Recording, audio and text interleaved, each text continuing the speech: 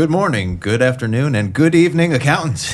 Wherever you're listening and watching, from wherever you're tuning in, we want to welcome you to this very special episode of the FinTech Flo. This is my new special introduction that I'm doing not because it's our 25th episode and not just because we have Stefan here today, back in the house, but because this is our post-busy season mental health special show in honor of Mental Health Month. But yes, it's also our first three-person episode. So I think it's kind of cool to see what type of dynamic we're going to deal with having three voices in the room. I'm repressing all of my thoughts right now. So we'll see how this goes. Drew and I have a good thing going on. Stefan, let's see how you roll today, man. Let's see if we can tango. Mm-hmm. When you're talking about repressing, is that your strategy for how do you deal with stress, or do you have other insights? Yeah, I think you just bury it and you keep putting more things on top of it until it essentially you no longer feel. I think that's the only way through busy season. It's certainly one approach. Well, we're going to have a lot of personalities going on here today on this episode, so we're looking excited to it. Let's just dive right on into it. This is the FinTech Flo.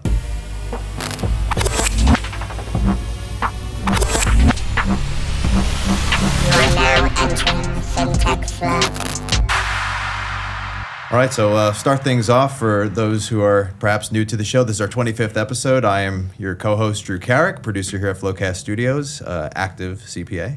I am Mike Whitmire, co-founder, CEO of FloQast. Currently an active CPA after being inactive for a while. I'll get back to inactive status here in, I think, 9 more months. I'm good to go, but yeah. Just teasing it. Just wanted to see how it felt again. Yeah. After getting suspended. My name is Stefan Van Dyke. I'm the accounting operational evangelist here at FloQast. Just a fancy title for a subject matter expert on accounting. We all have accounting backgrounds on this team, and we're just here to kind of commiserate, I think, a lot today. I think that's the first time I've ever heard you fully introduce your last name. It's long. I get tired about halfway through. I'm also a little Between the last name and the title. I'm also have a little bit of imposter syndrome. Like, am I saying my own name correctly? Is there someone out there that says it differently? I don't know. Well, you know what they do say? Accountants do like having more letters after their name and more letters and more initials. And so let's just keep stringing it out as long as you possibly can. Exactly. Stefan's got it in spades. So we're going to start off with things here on our up-to-date section, or as I like to call it, the in case you haven't heard rundown. Sam Bankman-Fried got 25 years, deemed worse than Elizabeth Holmes, but not as bad as Madoff. Just our hot takes from 25 years. I think that the over-under was around 30, so this kind of came in, I would say, pretty close to what we would expect. Yeah, we set a good number there.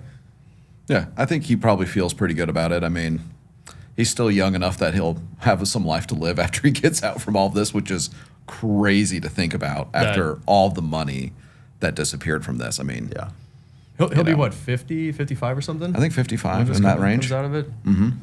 Wow. And then he's going to go on speaking tours and write a book about it and make more money around how I've converted to a good person after maybe that was his whole lesson. His whole thing, gosh. you know? Yeah. Jordan Belfort style. Yeah. Yeah, exactly. He wants to get that white-collar prison body, you know, where you leave with more weight. Do they play pickleball at prison? They do now. I'm pretty sure. Probably. Random story, I stumbled across this YouTube video, which was a guy who is a consultant for people who are going to white-collar prison. And so it's this video of him doing some introductory advice on how to optimize your time in a white-collar prison. And it's like the most rich person thing I've ever heard. It goes, this will be the most free time you've ever had, so it's a really good time to think about learning something. So what's a new subject you could pick up so that you're more impactful to the world after you leave prison, after all this stuff? And for physical fitness, they have great options generally. These places, all these facilities and all this kind of stuff. It's like a whole different experience than the prisons you drive out to on the way to Arizona, where I drove by San Quentin. Yeah. A little bit of a different vibe out there. Wow. But yeah, I'm sure he'll have a great time. Also, aren't his parents really rich and they're going to try to get this thing probably overturned, and he's going to get out of prison at some point, and people are going to be mad good for behavior a day, after 3 years. Yeah, 36 months of not hard time. Yeah. I think the comparison's really interesting. Worse than Elizabeth Holmes, but not as bad as Madoff. I feel like Madoff got he got 160 years. On a dollar basis, isn't FTX significantly larger than what Madoff was doing? I think it has to do with the extent right? Because here's the thing. I think Elizabeth Holmes is kind of, I mean, it's a little bit messed up because she's talking about like healthcare and medical stuff. Like there's some implications Literal to what life and death stuff. you know, this is obviously a lot of people's life savings and people dumping stuff in here. But Madoff's, his thing went for years. And it was a lot of people's retirement funds, right? So a lot of people like woke up the next morning and there was like a lot of tragedies from that, like personal tragedies from decisions made. So I think kind of given the context, I mean, hopefully people that are investing heavily in Bitcoin had a little bit more eyes wide open than, you know, investing in like a Madoff fund, but hard to say. Yeah. Also, very different clientele. Sure. Madoff's clientele had much deeper pockets to go after him and make that happen in a worse sentence. So maybe something there. Well, we'll see. We'll see when he actually does end up getting out. But I'm sure everybody will have his eyes on that book deal that I'm sure in the movie that will be made and all of that sort of stuff. So I am excited for the movies to start coming out around this. They're going to be great. Yep. Also, Disney and Iger survived the hostile takeover. I'm kind of in this hostile takeover vibe since I watched Succession. And I just think it's interesting. It's like, you know, are there any repercussions of this sort of thing? Like now that this attempt has been made, obviously the coup failed, but it just shows you there's a sort of internal strife that goes on there whenever. I totally missed this. Who tried to take over Disney? There was a major stockholder. I'm Peck, I think is the last name. I'm Something like that. Pete Peck, something with a P. I should have pulled that up here, but he basically tried to rally all the major, you know, any stockholders that he could, shareholders that he could get involved to be like, I don't like the direction that Disney's going. I think Iger is taking us in. He's being too political about stuff. They're getting too far away from just making good quality content like Disney was bred on, and wanted to change the direction of it. And so he tried a hostile takeover sort of situation. It didn't work, but it was still Do you know pretty impactful. what percentage of votes they got? I do not. I got something up. So it's Nelson Peltz, the co-founder of Tryon Fund Management, which is a wealthy hedge fund, reputation of forcing its way into board of directors of various companies to enact its own agendas. Okay. Well, I can tell you from my own portfolio stocks, Disney's stock price is definitely down, so a good time to try to deploy a hostile takeover. Yeah. Man, it's so interesting because, you know, on the one hand, yeah, they've kind of strayed from like the traditional Disney stuff of the 90s and 2000s, but also like Bob Iger, from a pure business perspective, has done a great job with M&A, like building out this huge IP library with Marvel and all that kind of stuff, like Star Wars. Like I get that it's a distraction from that, but also like he's a business guy building a big business, in some ways doing a great job. Like, I don't know, I get some of the frustrations around the topics they've been delving into and stuff like that, but at the end of the day, that's like a small drop in this huge corporate bucket that they have. So Well, I think these, like, I don't want to like call these people like activist investors, but they act in the same way that they try to like do a takeover of the board, right? All they're looking for is some angle of like discontent that they can kind of like sow or leverage to try and get more seats on the board or to have more control over a company that outsizes what maybe their share purchasing power does, right? So it's interesting. I think what it shows is internally at Disney, there is enough discontent and uncertainty of where the company is heading that they were able to wedge themselves in, but there's not so much that they could make it impactful. But if Iger and the broader board doesn't really shore up those walls soon, that crack in the foundation can really spread, right? So I think it just goes to show that like even a massive company like Disney that has what Iger's really built is a very fertile field, right? With the acquisitions and everything of content that they can leverage. And everybody's like rerunning stuff from the 80s and 90s that's like halfway into the film, you're like, I think I've seen this before. Right? And then it dawns on you, you're like, I did see this when I was 8. It's just new. But you know, it's a fertile field of content for them that's probably a lot cheaper to go to market with the content proven record. But it just goes to show, even with that there can be easily sown discontent if you're not really aligned as a company on direction, right? So it's kind of wild to just see that like you can be that susceptible to everything. But I feel like, you know, Iger's also done, it's wild because I can't remember his predecessor's name that he just replaced, but... The Game of Thrones that he won. Yeah, I'm blanking on his name also. Yeah. But a very, very common like household name, like you know, but like that kind of started like Chepik or something like that. Yep. Bob Check. Yeah, and like that started the fight, I believe, with like DeSantis in Florida and everything like that. So they have some big things going on at Disney right now that you're like, interesting to see what will play out here. Will corporate America win?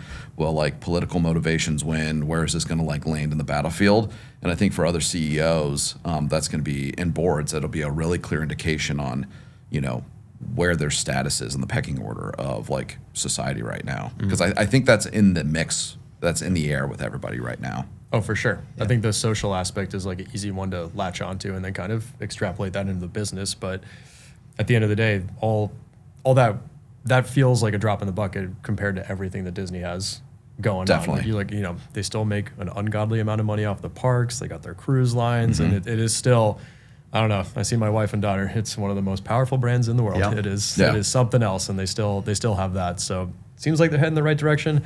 Something to note, like one of my audit clients who is publicly traded, Carl Icahn came onto their board and tried to do a takeover, and it ends up being a massive distraction for the management team. And all of a sudden, they're spending most of their brain power trying to figure out how to deal with this hostile takeover and this activist investor, rather than actually running the business and doing like what's right. So it's from like inside the walls, it's probably even more unhealthy than it seems like from the outside, because just like all their time is being spent on the wrong stuff right now. Yep.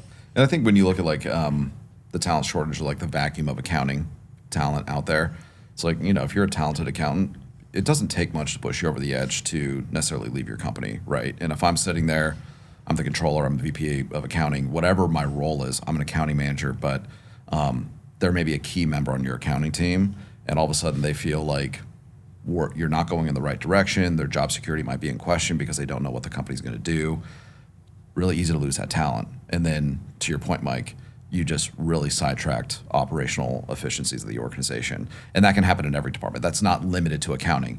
Obviously, accounting has a huge vacuum out there, but like it's like that. I think that's the issue with it is it's like parents squabbling at the top makes everybody underneath feel very uncertain about what's going on that day. Yeah. Well said. And even from our perspective, it slowed down our audit, because all of a sudden, if you need the time of the CFO or the CAO, they have other stuff going on that's distracting them. It's not their normal course of business, but all of a sudden this quarter, crap, I have to deal with this, and I need to get this report to prove that why we're making this decision is the right decision, the ROI, all that kind of stuff. It's not like answering the auditor's questions so we can get the 10Q or 10K out on time, which is, one of the more important parts of their job. But all of a sudden, if it's an existential threat from an activist investor and your job's on the line, you're going to prioritize things a little bit.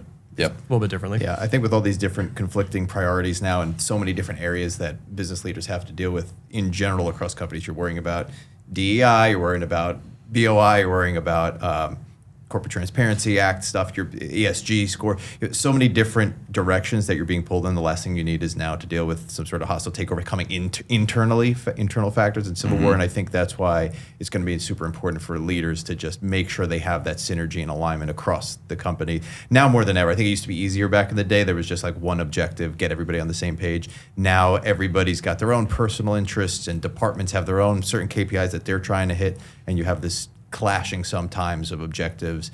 And Disney's fortunately, I think, equipped to handle this sort of situation, but it does kind of highlight for everybody else, like, hey, this can happen, so make sure you're kind of taking the steps to get there.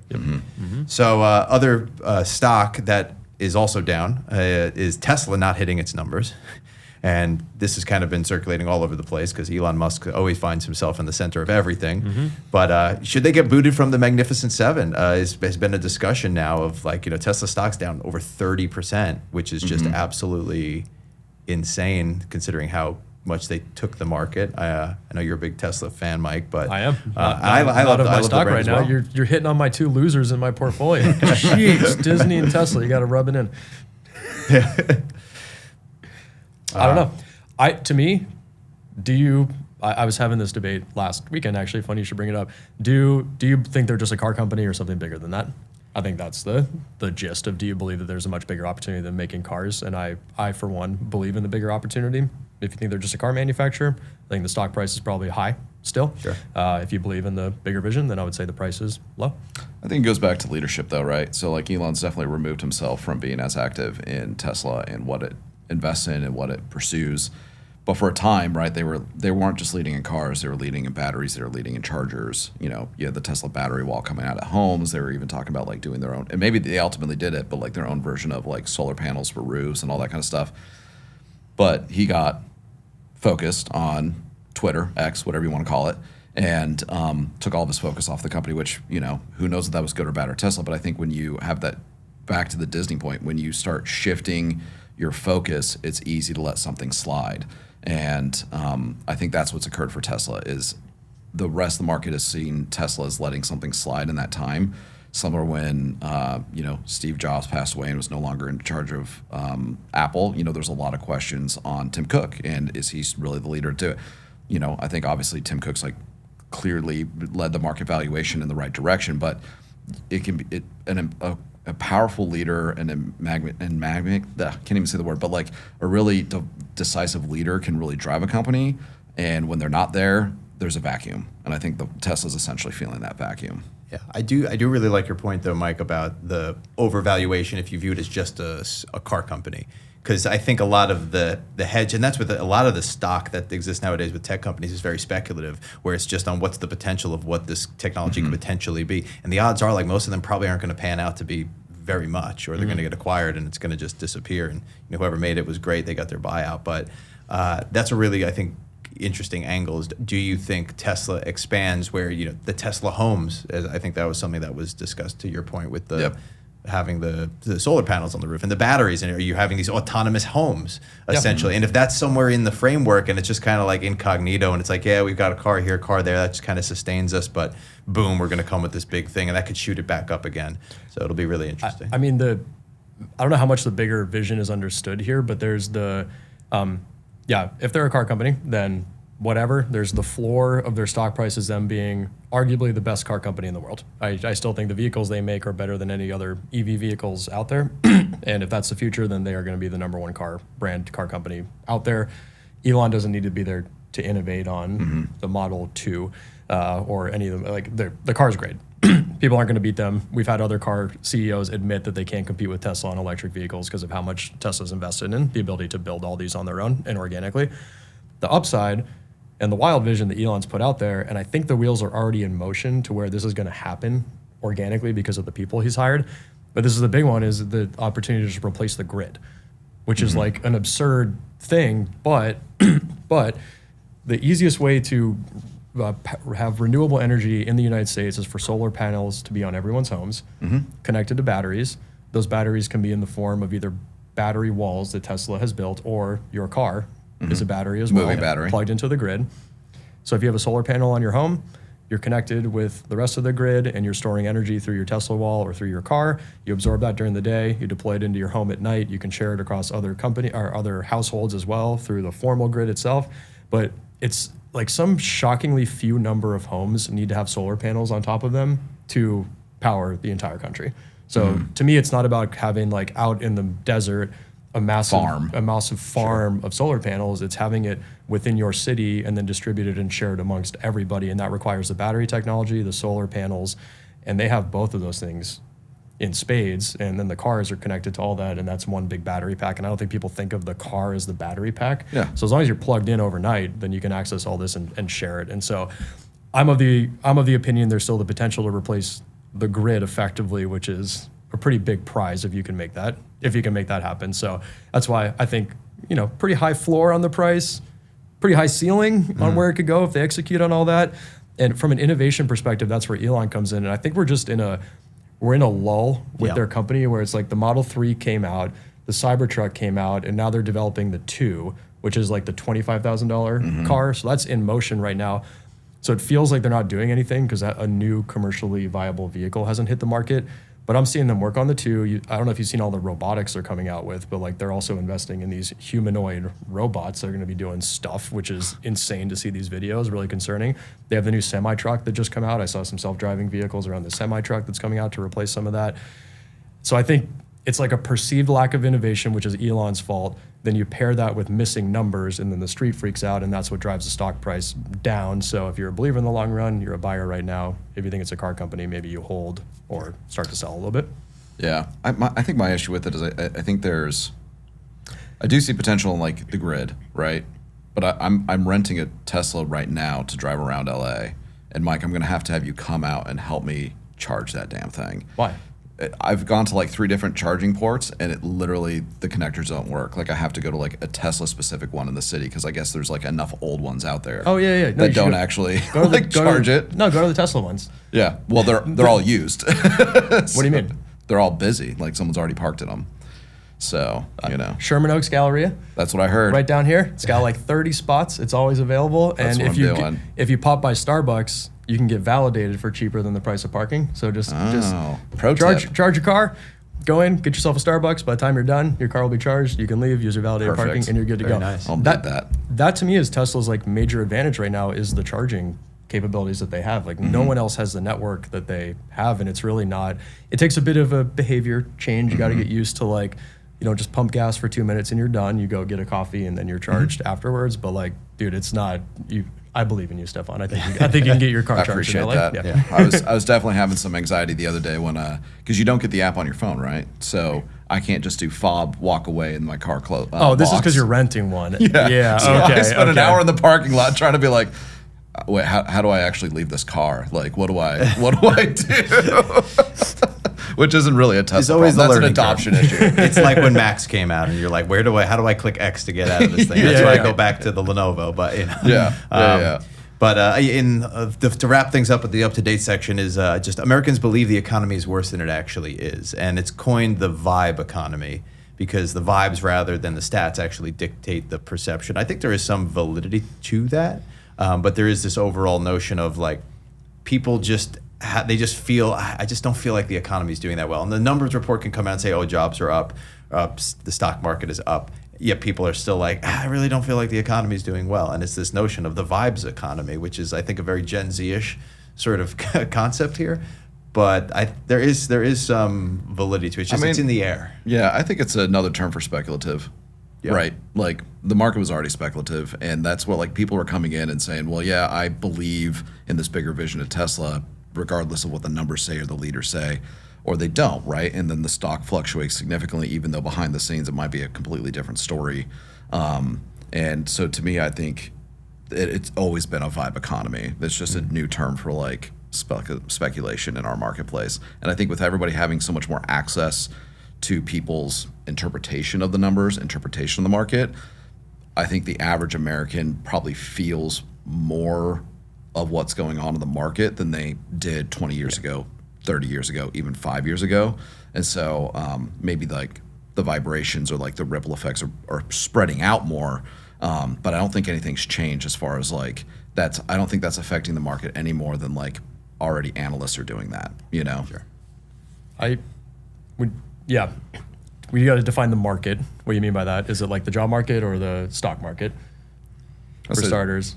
True. Or just like the U.S. economy. Well, they're talking about there are two. The reality is within our country there are two economies. Sure. There are those who participate in the stock market and those who do not participate in the stock market. And I think the vibe part of it is those who are not participating in the stock market, and the numbers are the people who are participating in the stock market and are feeling good about stuff. I get to.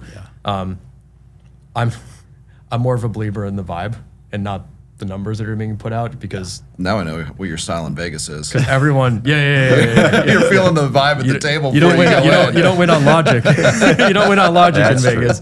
Yeah.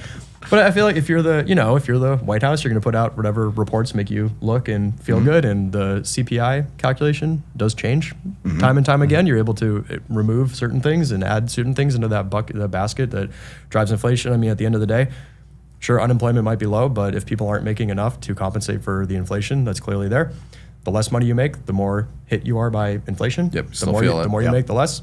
So someone who has enough money to have a sizable amount in the stock market, they're watching that go up. They couldn't care less that milk goes from, doubles in price or whatever. It does not impact them at all.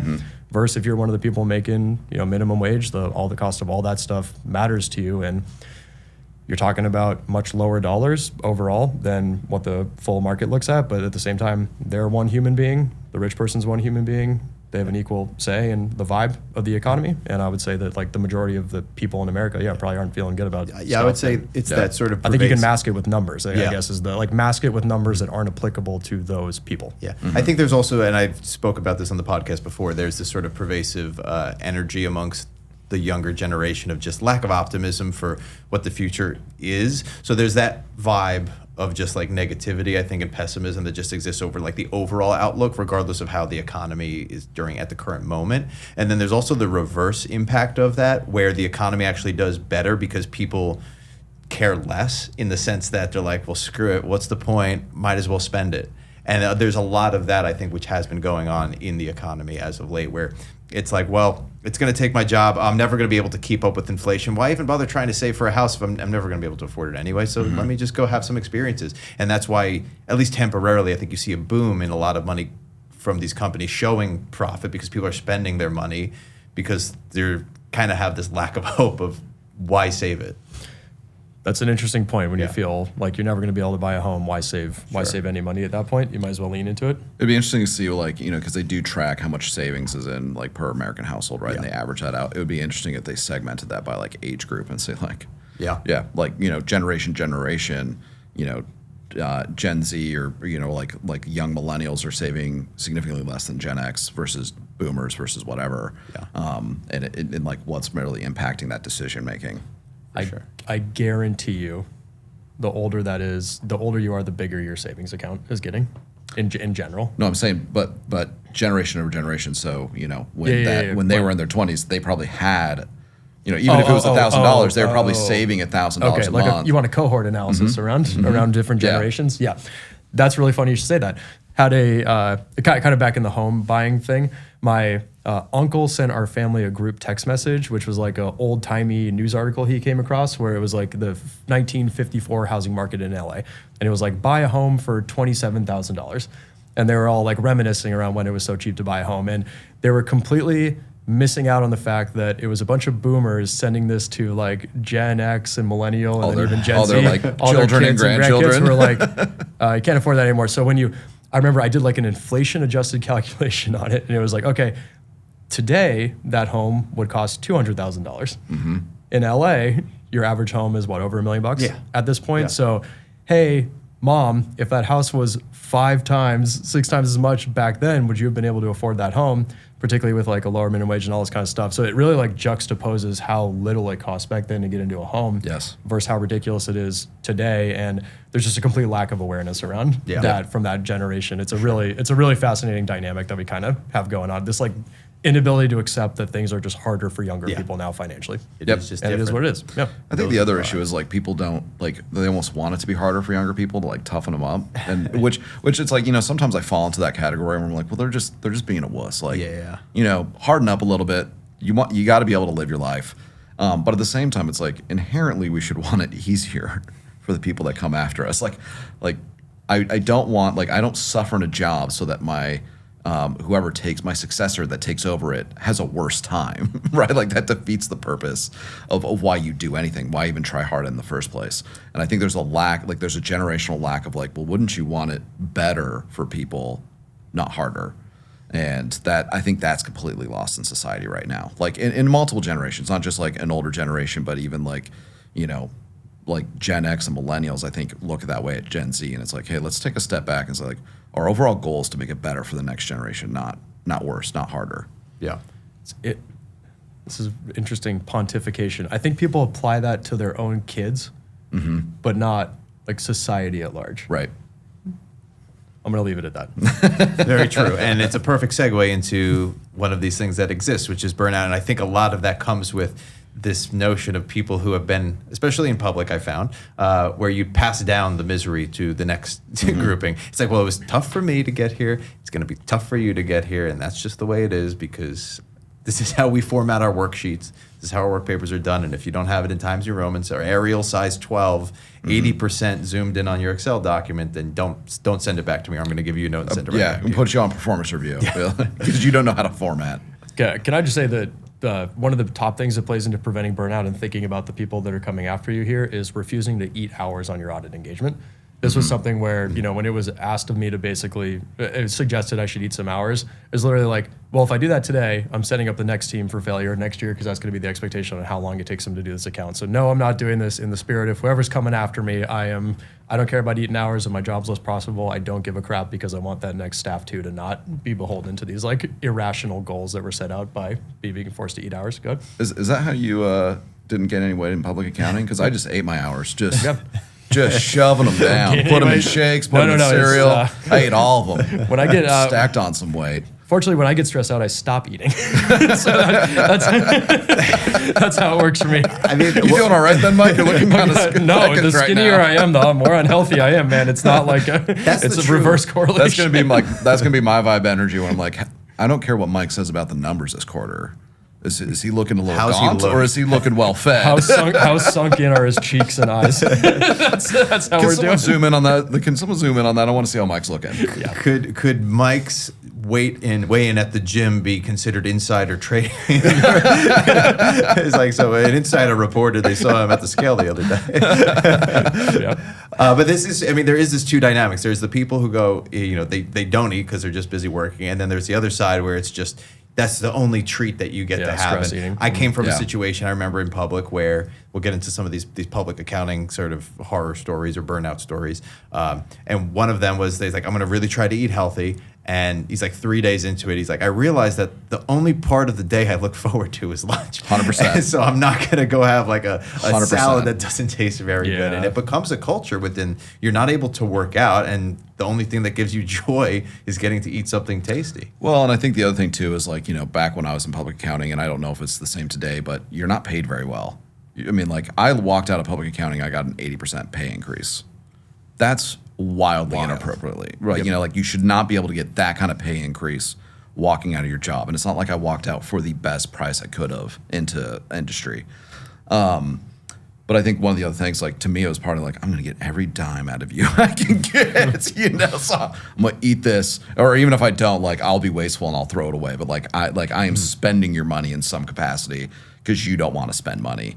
I think it's changed a little bit. I think they had a hard time recruiting people during the pandemic, and so they've paid a little more, but they're probably still well underpaid compared to what they could get in industry. So I think that's another thing for them to kind of take into consideration with it. And relative to what you're being paid, all of a sudden the like meal reimbursement dollars are meaningful. It's like, oh, if it's $20 a night for dinner times 5, okay, wait, there are 250 days. All of a sudden that's another, what I get to, $5,000 per year that I'm effectively making. That's like back when I started, I was making $48,000 my first year as a staff accountant. So that's a 10% raise. Like 49, Mike. I was $1,000 away from you. You beat me. Boom. All right. Wow, I was at 59 when the time I started, which was probably 4 or 5 years after. Look at you, Drew. No, I was a flat $4K a month. Let's go. Well, here's the thing: is what I think is happening within this is the starting salary actually has been going up. Like, I was even shocked to be like now what they're making, and I'm like, geez, like it took me years to get to that point. But I think the problem is that it took me years to get to that point. They're starting people at this higher thing, but as soon as they get in, they kind of get stagnated right away, which is kind of a reverse psychology. I feel like you need to reward the people who are going to stick it out and stay there and give them even more, because it's so hard to train and it's so expensive to train new people when it comes to getting them into accounting. I agree with that. I remember when I was an instructor at KPMG and we were doing the national level like instructor training. They get us all together and they kind of do their like internal report of what they think academics does for the accountant versus what they need to do. And they're like, we essentially think that like colleges are almost like 10 years behind in what they're teaching like nationwide. And we need to fill that gap plus some, right? Because not only do we need to bring them up to speed, but then we need to have them specialize, whether it's audit or tax advisory, whatever it is. And so that's what we were trying to do, and that's what KPMG and all the big four and regional firms and everybody does in their training, is they're essentially just in a very condensed amount of time being like, okay, well, let's actually make you a useful individual to us now, because you did not come out of university useful. And I felt that way. Like, I remember when I first walked on the job, I was like, I don't remember this. And I felt like I had a pretty good educational background where I went, and I had a few professors that were in audit that really tried to explain it, but there was so much lacking foundation that you really walk in there, you're like, oh, so what was I doing for that like last 5 years? Yeah. I feel like audit, you just kind of have to do it to learn it, in my opinion. It's a really hard thing to learn in a textbook and then step into a job and be effective. Well, that's why I feel like it's important to reward the people who do stick it out. And I say this because I think there is starting to be this notion of, all right, we need to pay them more to catch them up. But they're just using it as the capture. And it's the old intern trick, right? Which I feel like the internships are kind of like a waste of money. It's like, well, let's try to capture and get as many people in the pipeline as possible. Yep. But they very quickly realize that they hate what they're doing, and it's too stressful, and there's all this different personalities you're trying to deal with, and then they leave after a year or two. And so all you did was pay somebody who kind of was checked out after 6 months. And I've spoken to a lot of young people in the profession, and they're like, they reach out to me, and they're a year into public accounting. They're like, all right, I'm looking for like to pivot and go on to my next thing, which is totally fine if your personality doesn't jive with it. But the amount of people who are just so ready to check out right away, you're not really giving your all and your effort in to start off with from the beginning. And that's the thing I've always regretted, is I kind of always knew there was going to be something else next. So it sort of takes away from your ability, I think, to learn as much as you can. That's interesting. You're not as focused on eye on the bigger prize. But From what I remember, you started a price and then it's sort of marginal percentage increase. And then when you get promoted, that's when there's like promotions a decent bump with it. So I feel like today, I don't know, seniors are making like decent money, but also has that kept up with all the cost of living adjustments, like particularly with rent? That's the one. Rent's such a meaningful part of your expenses, and that's the one where it seems to have just gone absolutely nuts over the last few years. But so anyway, this overall pervasive burnout that is just, it's been a talk of the industry for forever. What it means for the accounting profession, of course, is fewer accounting majors. They see the burnout. They don't want to go into that. Even those who just leave public, they create the stereotype around the accounting profession as a whole of just, I needed to get out. And that, regardless of whether you're talking about public or private, it's pervasive amongst the whole entire industry, just from those people who are the loud, miserable individuals, rightly so. And then results in people leaving the industry just altogether, being like, I don't even want to do anything adjacent to accounting. I just want out. I mean, we even have a stat on that, and I don't want to jump like the gun on what we're talking about, but you can go for it.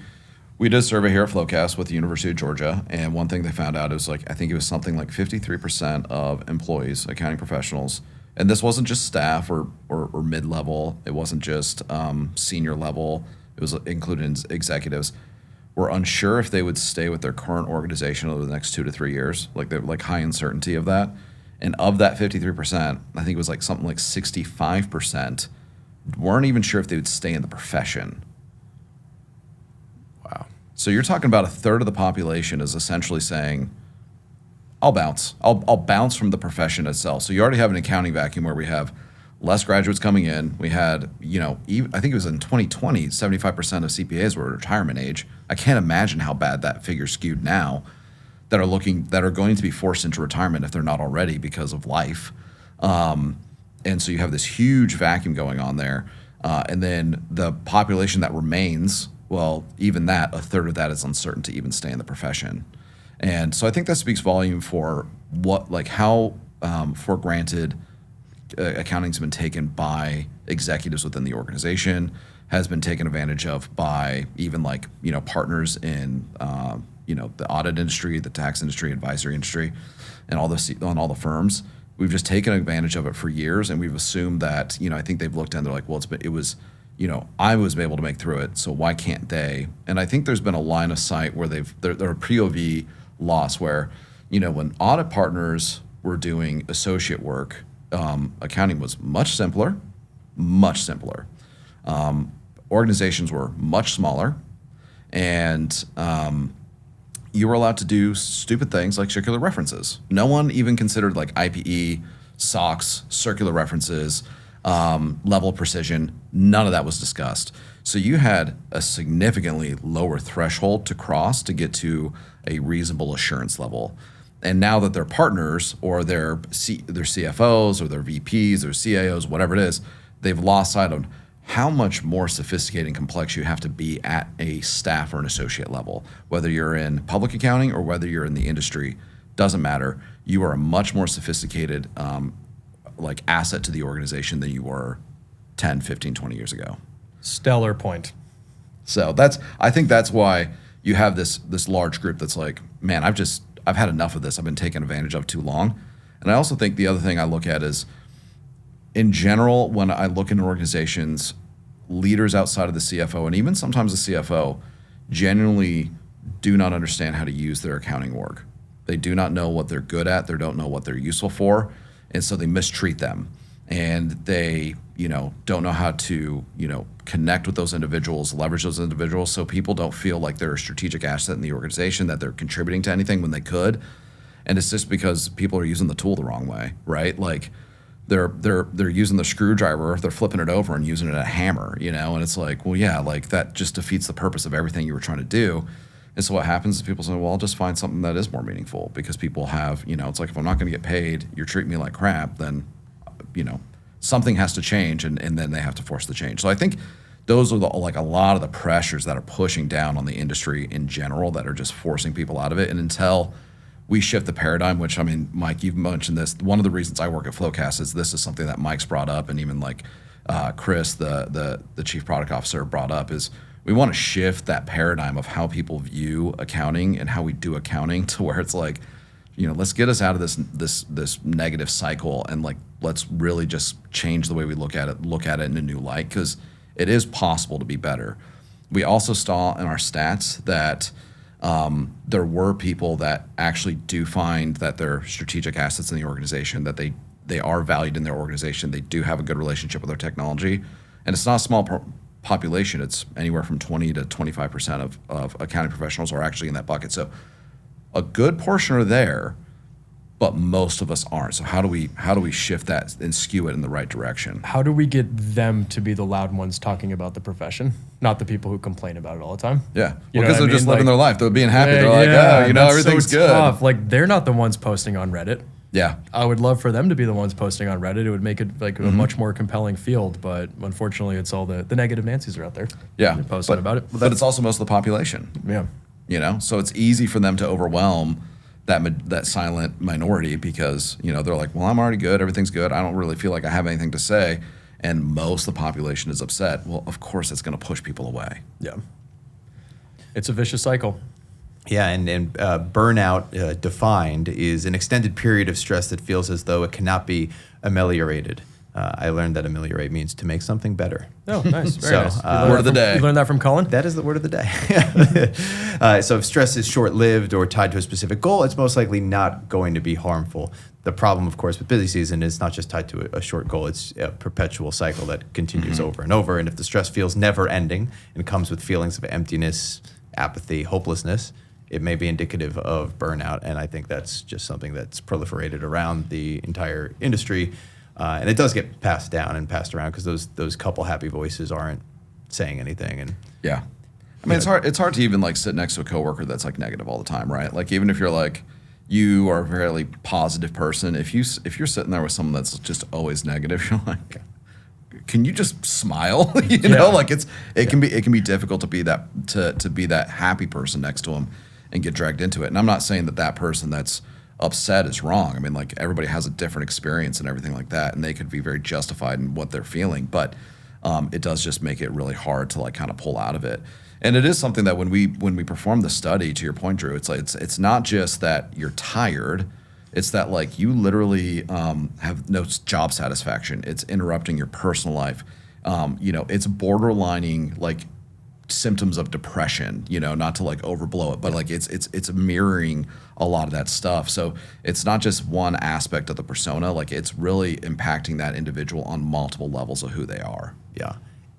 And what's interesting and kind of disturbing about it is there's almost this idolization of the misery within it. Because like you said, for sure, that happy person doesn't want to sit next to that miserable person, but that miserable person will happily have more miserable people be around them. And then that just sort of perpetuates itself until eventually the happy people leave, right? Because they're like, all right, well, I'm not going to deal with it. So you almost create this isolated scene, this crew of people who are miserable. And I kind of relate it to like being emo.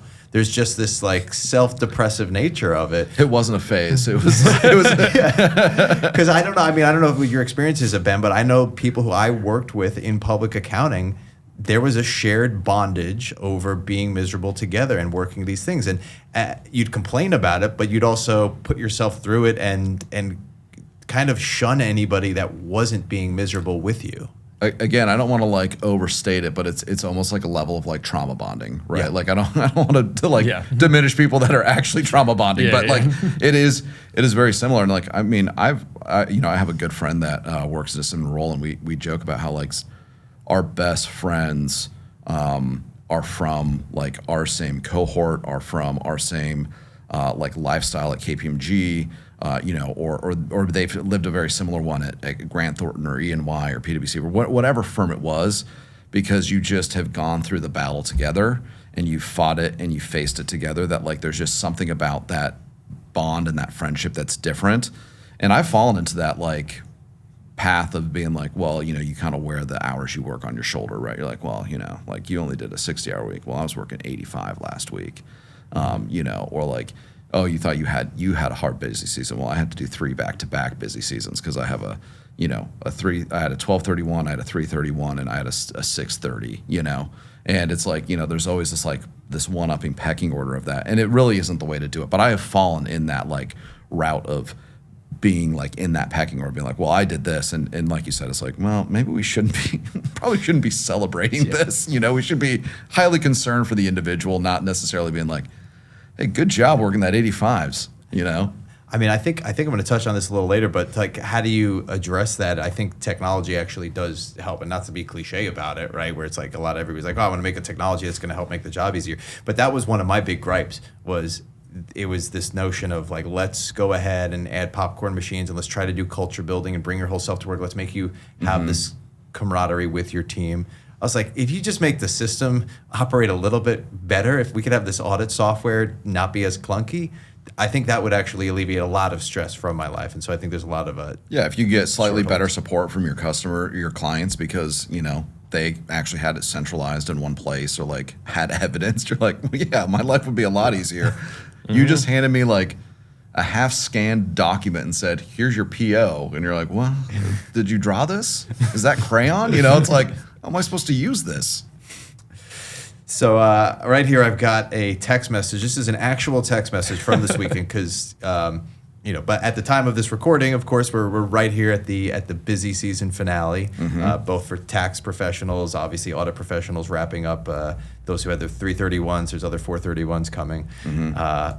This is an actual text message. A lot of my colleagues back in the Northeast, there was an earthquake there last weekend, and one friend who works for a Big Four company in the tax department said, I thought this was the end.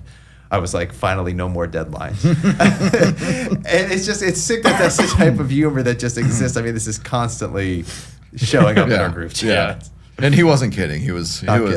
serious. He was dead serious.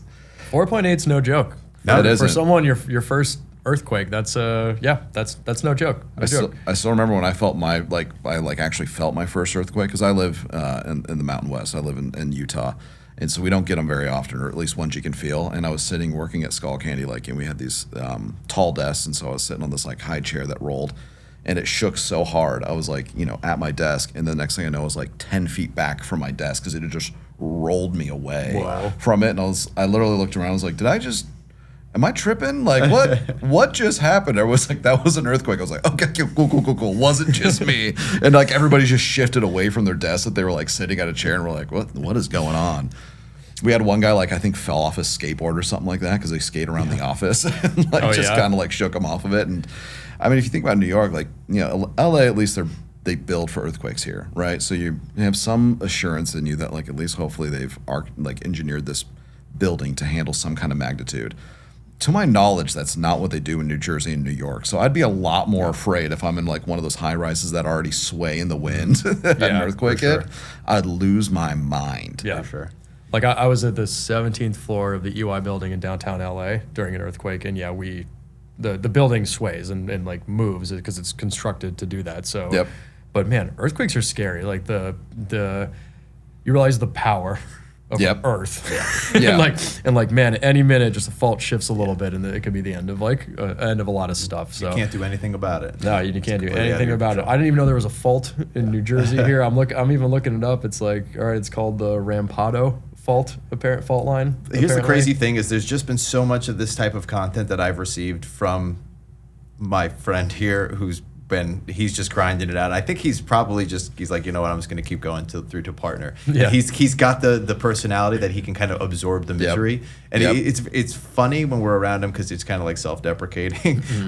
But it is kind of sad at the same time because like you're almost getting worried. Yeah. Every time we need a character for PBC, I'm pulling on real experiences that I've gotten either from myself or from him, and I'm like, I'm using that as a typecast. Yeah. All right. I don't want to give away anything of season 3, but is he the type that would bring his laptop to a wedding? Yes. Yeah. yes. And for those who haven't seen the social media bit on our channel of when it's the video, I had the idea from it is like, what if you're at a pool party in Vegas, but you've got your laptop out and you're sitting there and the bottle service comes over and they're hanging out and you're just like cranking away because we would go to parties and he's there with the laptop. Anybody ever think he was the DJ? That'd be funny. Just put some headphones on him. Dirty Mike. So this is some of the stats that you were kind of bringing up earlier. 99% of accountants are suffering from burnout. I mean, that's just a staggering statistic, and it's from that Georgia survey, and it uses the MBI Maslach Burnout Inventory 100-point scale, and it was focused on emotional exhaustion, depersonalization, and low sense of personal accomplishment.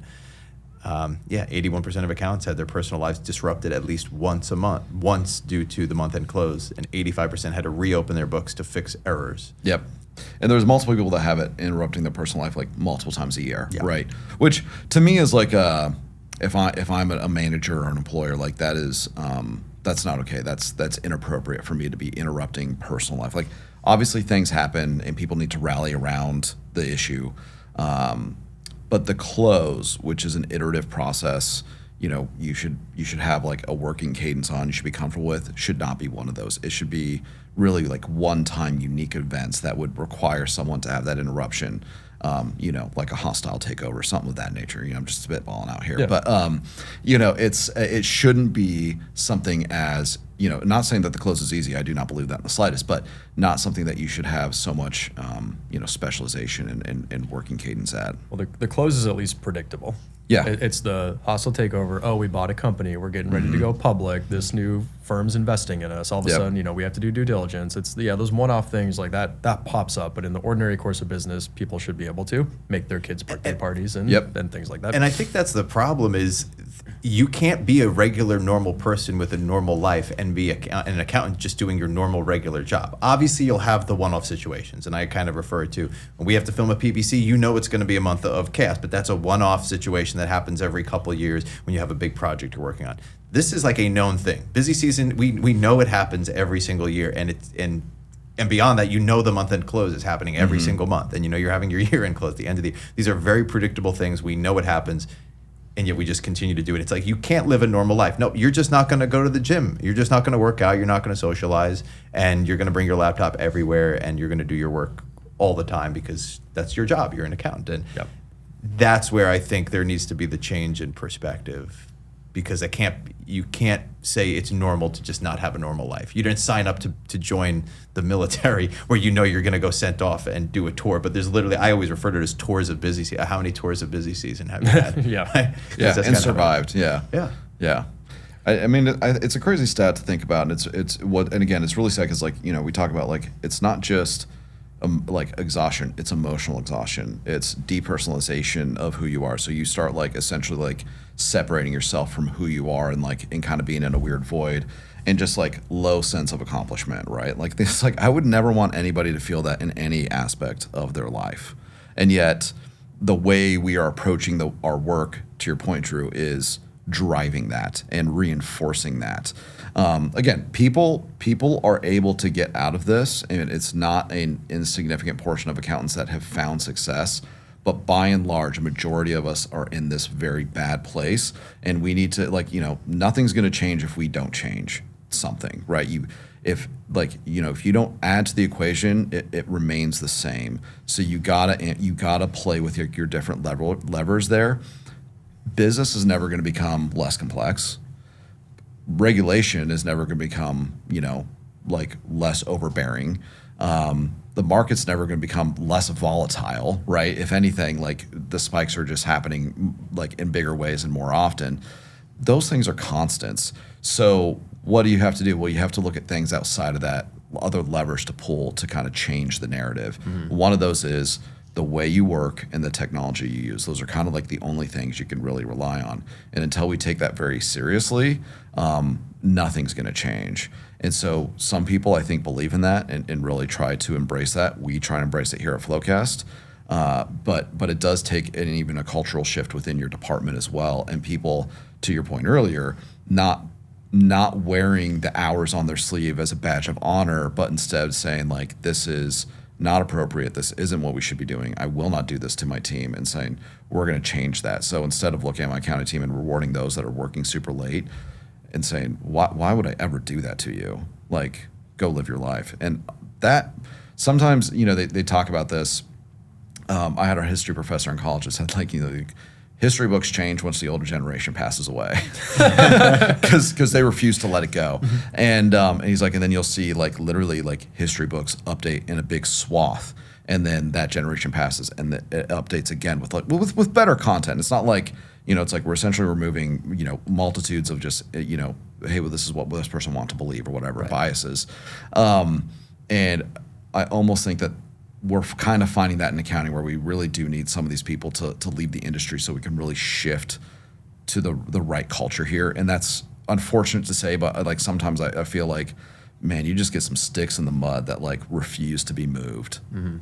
Yep. And your point earlier around the job is so much harder today than it was when a lot of CFOs were doing it, but that really landed with me. And so I wonder if by the time people who are doing the more complex job today are in those leadership roles, if they'll respect the work that's being done by the lower ranks a little bit more, and maybe that starts to even out and solve the problem a little bit. Hopefully. Organically. I think you can start to sense it too, even just from managerial styles of individuals. There is a little more sympathy and empathy for new employees coming in. Of like, I understand that this is a little bit complex because I was in that position, and I know what it feels like to sit there and look at a work paper and be like, I don't even know where to begin. You're kind of shaking. You get a little hot, as if like you just started. You have to take a test that you didn't study for because you studied the wrong chapter, and now you're like, and this one's a job. This one, it's not just one grade. It's like, no, this is my job. There's no answer book at the end. This the comment around like low sense of personal accomplishment is really landing with me. I'm wondering if that could be a management thing as well, because I think the jaded argument there is like, oh, cool, I just finished this audit opinion so that rich people can decide whether they want to invest in the company or not. Like that, right? That's like the kind of most jaded angle to take on this whole thing. But conversely, like, yeah, you're there to do a job. You want to make sure that everything's accurate. That's great. You're working as a team. You're trying to hit a deadline. Like maybe there's a little more positive celebration we can do around it. And I just came back from our President's Club meeting where we celebrate sales and all that kind of stuff. And I'm wondering if that should be applied a little bit more towards accounting as well, because sales also very stressful job, hustling at the end of the quarter to hit your number. But then sales is very good and maniacally focused about celebrating the wins and feeling really good about what they've accomplished. Even though at the end of the day, you could just say, oh, congratulations, you sold some software and you got a commission check. Like you can say that if you really want to be jaded about it. But no, they worked really hard, had a great quarter. Like, we're able to get some great partners and sign some deals and hit their number, and let's celebrate that and congratulate it. And I don't know how much celebrating accounting does around hitting deadlines, getting the books closed, being just an positive. expectation. Like so maybe like a little more relentless positivity around getting the work done and hitting deadlines would be just a healthy culture to have. I know it's a soft, squishy thing to put out there, but I don't know, something there. You make an excellent point though, because like I fell into this when I was the controllers. Like, sometimes you look at sales and like the president circles and stuff like that, and you're like, these a-holes. Yeah. Celebrating like this, I was like, I'm killing myself over here. I'm in here every day before you. I'm here later than you every day, working harder than you every day, and yet I don't even get a pat on the back. If I mess up, I got a CEO and a CFO breathing down my neck, looking at me like, what are you, some kind of idiot? And it's like, you guys can't do this. And it's a drastically different just tone at the top from the leaders, and then that kind of, I think that breeds culturally into you, where you look at other departments and like I felt that way about sales. I'd feel that way about marketing sometimes. Now I work in marketing, which is wild, so shoes on the other foot. And it's just something to say, just like you just like, well, why are you celebrating just doing your job? You just met the expectation, and they're like clapping you on the back. The difference is sales knows that positive momentum and that positivity breeds better results. They know that breeds better results through the numbers. This isn't, they're not just doing it because they want to and they're like, well, we're set. No, they're doing it because they see that it makes a better, stronger sales team. So to your point, Mike, I never thought about this. How do you change that attitude on your accounting team to be the same way and realize that positivity will change the outcome that your team has towards even the close in their financial reporting? And people need to understand that comes from sales management. That's not like Yeah. I as a CEO, I'm not like, and Razak, our CFO, doesn't come to me and be like, we need to carve out X amount of dollars to have a found like sales club to celebrate all their accomplishments. That comes from sales leadership. They go, hey, we need to have a club. This is a really hard job. People who exceed quota, like we want them to be excited about that. We want to reward them with this big thing. And also it gets everyone else who didn't make club excited about what they're missing out on. Yep. You get a little FOMO going and it gets more people fired up about it. And so that's from management. So you can't like put that on the CEO or the company at large that we're not celebrating accounting. That's like, you gotta, controller, CFO, they gotta look themselves in the mirror and realize maybe they're not being positive enough about the accomplishments that their team is making. I do think that, but I think that they're going to be met if they're like, hey, I want budget to celebrate my team or do something to, not even to the same degree. They're going to be told no. Because I feel like you go Greg, to a lot. Greg finds budget for stuff. I think that's why it's on all of Good us. man, Greg. Greg Magic. Good man, Greg. Greg's our controller for those who don't know. I think this ties back into what we're trying to do in elevating the accounting profession as a whole, because Yeah. it has to be pervasive amongst everybody at the industry to respect and appreciate that which the accountants are doing. Because right now they're just viewed as like a cog in a wheel, and that's where I think the low sense of personal accomplishment comes from. It's a thankless job. It's just like, well, you're just doing the stuff that has to get done because it has to get done. We're out here growing the company, growing the business. It's like, yeah, well, if we all just left, we accountants just left, what would happen, right? Like a world without accounting, which is one of those ideas that you had, Mike, which if the accountants just stopped showing up or just didn't do their job well, everything else kind of starts to slip away and fall apart. And you kind of bring up a good point, because we talk about like when we wrap on production, and it's kind of funny because we're all coming from the different angles that we've had. After production, you've grinded out here that you have a wrap party because it inspires everybody who worked on the project to like, I can't wait for the next one. Even though you killed yourself for 3 weeks to do it, you're looking forward to the next one because there's that sort of sweet like, yes, we accomplished our goal, we finished the deliverable we were looking to do. And with accounting, it's just, all right, you finish that one, go to the next one, finish that one, go to the next one. All right, busy season ended, congrats, go on vacation. And it's like, it's become so routine that I remember when there was like only one time I think I was ever at an audit where when we finished the audit, there was like a wrap party for the audit. It was like, hey, we issued today, let's go celebrate, let's go have at least a nice dinner.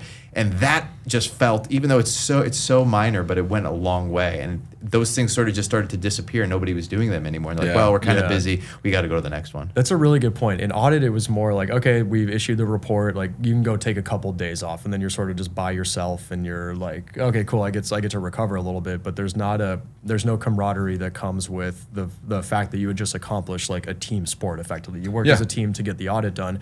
And now that you're saying that, I actually remember like the one time in my accounting career where that happened, which was we submitted our first draft of the S1 at Cornerstone. We had worked really hard to get that first draft to the SEC, and CFO was like, let's go to happy hour, let's have a good time. And we show up, we're at a really nice place by the beach, we have the ocean view. He's like, I'll take one of everything on the menu, you guys drink whatever you want. Everyone had a great time, we partied, got to know each other like that much more, and it was like celebrating a really great milestone. And I mean, we were working a ton of hours. You made him a lot of money. We made him a ton of money, so he was very happy about that. But the easy answer would have been falling back into that audit trap of like, hey, you guys just worked a lot. That's great. Thank you so much for your effort. Why don't you go take a couple days off? But I don't know. The happy hour was I still remember it. That's how meaningful it was. I only had one in audit as well, which is kind of wild. It's like, do they just purposely make it to where everybody has one good party and they're like, hey, enjoy the next 5 years without that? Really interesting. Yeah. So maybe a little more like relentless positivity is what sales has. It's what you guys have on production. It's just like whenever anyone raps on their session, you guys are clapping and applauding them. You have the full rap party then as well. There's just like so much more positivity in other functions than what we see in accounting. Yeah. So the next part here is kind of where audit trails originated, and that's where I wanted to just kind of go through with you guys any experiences that you had amongst your audit trails or accounting trails. And I created this concept of like, audits take you to a whole bunch of different places, a whole bunch of different clients, and also a lot of crazy and ridiculous experiences.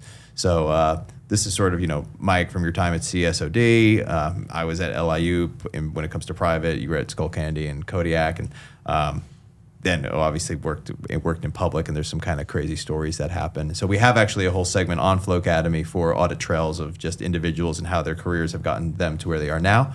But I kind of wanted to get the little what stories do you have, if there are any that come to mind of those interesting? I'll start off with the one that you kind of brought up earlier about the eating hours. And we had one girl who she really was trying to be a go-getter and make a name for yourself, right? There's this motivation. I want to try to prove my worth and my value. So she did one audit where she ate so many hours that first year that the next year when it came around, it was just impossible to meet the expectations. And when she rolled off of it, everybody was left holding the bag to be like, how are we going to get this done? That's not a possible thing. And she'd already left the company at that point, but it left this lasting damage for everybody else after that. Holding the bag. I guess I'll go with my inspirational audit story here. I remember we did our training and they were sending us off into the real world. We just wrapped up our 2 weeks of training and given our like rah speech before we went out and started auditing the world. And the head of the EY LA office, it was a really refreshing speech because it was basically like, hey, our business model is not that all of you are going to become partner. Yeah. Right. That's how it's, you look at how many people you are in this room, look at how many partners there are, you're not all going to be a partner. However, EY is a great place for you to learn about business, learn how to build a company, and learn how to do great things. So we have a lot of people who go through audit, they become accountants, they become CFOs, even CEOs. So I would just encourage you to learn as much as you possibly can during your time at EY. And that gave me extra interest in the role because then it did change my perception away from let me just get through the day to what can I learn about with the company. And I would argue in many regards, that mentality shift kind of set me up to be where we are today because I did look at my job a little bit differently and I was like, what can I learn about this company? And it made me, strategically choose which accounts I wanted to audit, things like that, how I wanted to move around industries and who I wanted to talk to at the business. And it allowed me to at least feel like I was really selfishly getting something out of the experience by learning more. I mean, obviously you still get in the dumps, you're doing a bunch of rote work still at that time, but at least with a little bit of a different mentality, you can try to see the silver lining in everything that you're going through, and then it helps you a lot more. And I will say then when I went into industry and started working at Cornerstone, like it was very helpful, and that was really, then you're in the weeds of one company, you can really see how things operate. So that little mentality shift at least helps you get, I think, the most out of that job. If you're not going to become partner, which the vast majority of people aren't going to become partner, at least try to like extract as much selfish value out of the opportunity as you can, and that's being able to learn stuff. And that's the double-edged sword of working so much. Yeah, you work a lot of hours, but you also learn a lot more by working more hours if you're working on the right stuff. So that's kind of the, you can complain about working a lot of hours, but in my time at Cornerstone, that's the most I've ever worked in my life. That time period at short of FloQast, but the amount I learned in 3 years at Cornerstone was absurd because I didn't work 2,000 hours a year for 6,000 hours total. I worked way more than that. I probably got 10,000 hours of experience in 3 years of work at Cornerstone and got to do different projects. And so with that, I got probably 10 years of knowledge from versus what your average person would need to take to like accumulate that. So, which is huge in order to even go and start something like FloQast. Yeah, totally. Yeah, we would not be here. I hope the audit partner's sitting there in their armchair just being like, I trained him well. This wasn't even the guy I worked for. It was just the head of the LA office giving us the rah speech. It was not the like direct partner I worked for. I mean, at least they're honest about it, A lot of that's partners what was so refreshing. won't give you that honesty. They don't want to like be real with you and let you make your own decision. And so I do think that's great. I have an unreal amount of stories from audit. I could literally go on for days. I think to take a comedic turn with it, my favorite one, and names will not be named, and it was not my office. It was not my KPMG office. It was a different one. But someone had the nickname Cold Cuts because they used to just bring in like deli meat and not even refrigerate it. They just left it on the counter, and that was like their lunch every day. And that's like maybe my favorite story from public accounting that I can share, I should say. But I think to your point, Mike, something that I've always thought about is, and if someone's like asking for career advice, which I only give to people if they like actually want it, because there's nothing worse than like getting it unwarranted. Is you can't grow without friction, in my opinion. It's incredibly hard to grow without some kind of frictional force that lets you know that like there's an issue here, you need to improve here. So whether that is, it'd be the same thing at the gym. Like the reason you lift weights is like time under tension and friction, and that's what makes you grow. And it's the same thing in your personal development, in your career development. Is you need to struggle, you need to try hard, or you're probably not going to learn. And so why it is a gauntlet, and I don't think it should be what it is, to an extent, if the job isn't difficult and people don't have to struggle to learn, they will not grow professionally or personally. So I do think there is something to be said for like the time we spend. It is not wasted. As far as like audit trail and like getting to where you are in life, like Mike, you probably agree with this. Like I feel like it's like when you go on a hike and you get to the view, and you're like, and when you started the trailhead, you're like, I had no idea this was at the end of this.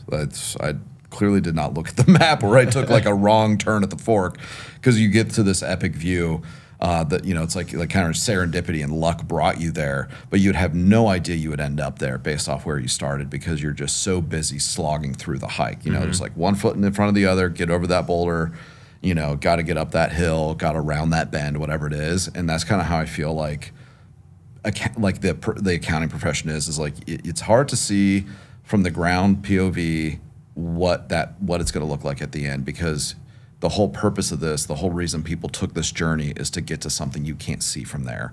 And so you have to have a little bit of trust in the process to kind of get there. And you're going to take some weird turns. Like I never thought that I'd work at I never thought I'd work at KPMG for the amount of time I did, and then end up being the controller at Skullcandy, like the U.S. controller at Skullcandy. I was very fortunate and blessed for that to happen, but it was, an incredible journey. And Skullcandy was an incredibly fun company. Like I cannot describe how fun it was to work at Skullcandy. Love the headphones. Yeah, they're fantastic headphones, and they really had a great culture. I'm not kidding. People used to skateboard around the office, typing on the lap. Like I do not have the coordination for that. We would go skiing at lunch, and listen, we'd have to put hours after work into doing all that kind of stuff. But that was like incredibly fun to work there. But it was also incredibly challenging to work there. That is not an easy industry to be in. They had just recently become delisted and purchased back by private equity. And a lot of people know how hard that journey is in trying to like essentially change the valuation in the direction of a company is no easy feat. But you learn a lot in that as well. So I was very lucky to kind of like have that transition. And then the same thing is like switching that lens. I remember when I got the opportunity to go to Kodiak Cakes from Skullcandy, I went in and I talked to the CFO, and they didn't offer me a counter, and I was like pretty hurt by that, because I thought I did really good work at Skullcandy, and the CFO was like, hey, like let's meet, and I was like, you're just gonna tell me I suck, get out of here. Like, how's this gonna go? And he's like, the reason we didn't offer is like he's like, in my opinion, you need to take this opportunity, because you've worked under a sharp pencil of you're trying to, carefully manage costs of a company that has gone through, most of its growth and is trying to change where it is directionally. And that's a very unique position to be in as an accountant in a company. It's a very difficult position to be in at a company. He's like, but now you need to feel what it's like to go through high growth, which is what Kodiak Cakes was. They were going through immense growth. And that's a completely different feel as an accountant. You have a completely different set of tolerances, things you're working on, things you're worried about. It's like at Skullcandy, I was really worried about managing costs and seeing what was going on and making sure people weren't spending what they weren't going to, inventory wasn't going to go stale, something like that. And then at Kodiak Cakes, I was worried about how can we get more inventory in? How do we how do we get to the customer quick enough to actually meet the sales demand that they have? And that's just a completely different place. So it's kind of wild. Like you kind of need to go through those experiences, I think, to really round yourself out as an accountant and really see to get a better perspective of what the industry is. And so if someone's out there listening to this, I would recommend why you don't necessarily want to work for a company that is not doing well financially. I'm not saying that, but it's good to work in different economic circumstances at companies. So if you're only been in one, challenge yourself at another at a different stage company, a different lifestyle company, something like that, because it really will shape how you view the industry pretty significantly. Yeah. Okay. I'm gonna try to do some parallels and analogies here. That all really resonated with me. So very tactically, I think one of the most dangerous things you can do in audit is really adhere to same as last year policy. Oh, 100%.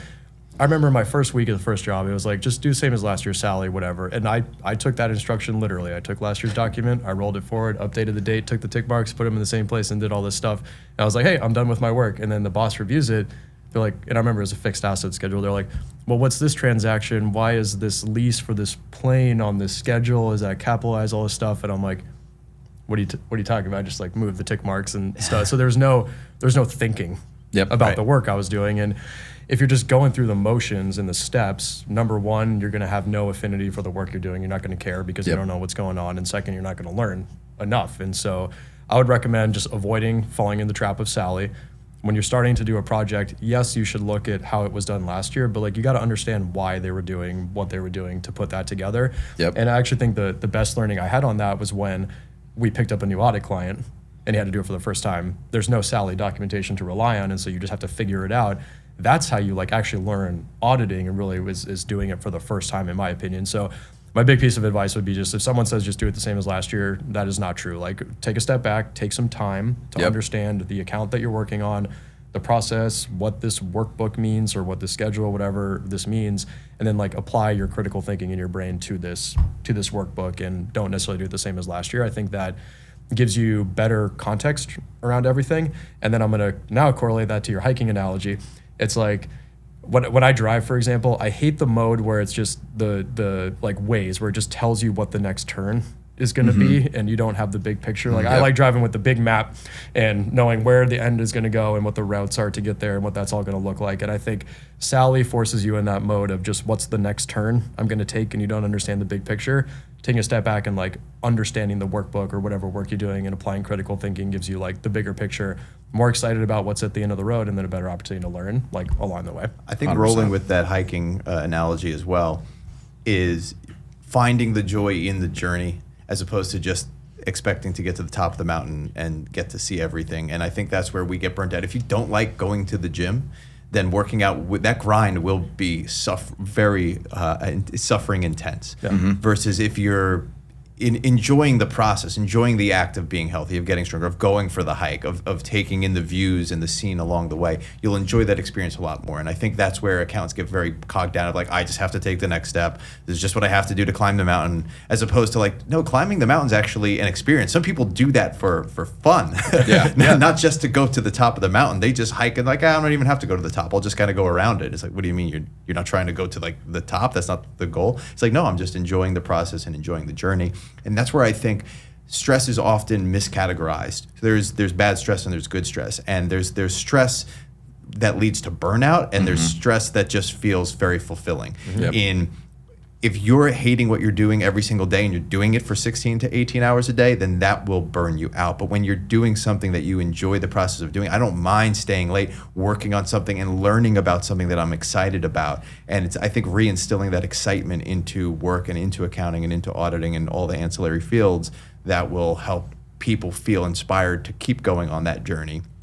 And I think, honestly, simplifying it, making it not as complex, will enable people to think about it in a more proactive way and actually learn from the stuff that they're doing instead of just rolling forward and just copying and pasting a tedious task. Yeah, because accountants are smart. You got that job for good reason. You're smart, you worked hard, you figured stuff out, and then to be plopped down into a seat and just say, do what they did last year is not very motivating and not a good way to learn. And so I think, if you care about the work, take a step back, figure it out. Maybe that's a way to drive a little more meaning in your job. And I do like the notion of following this journey, because we all have been fortunate to have those public into private into startup journeys, which I think is really cool. And I think you gain a lot of experience of that, because what you learn in public gives you that base, and you see a wide array of clients and how so many different people do things, so many different management personalities.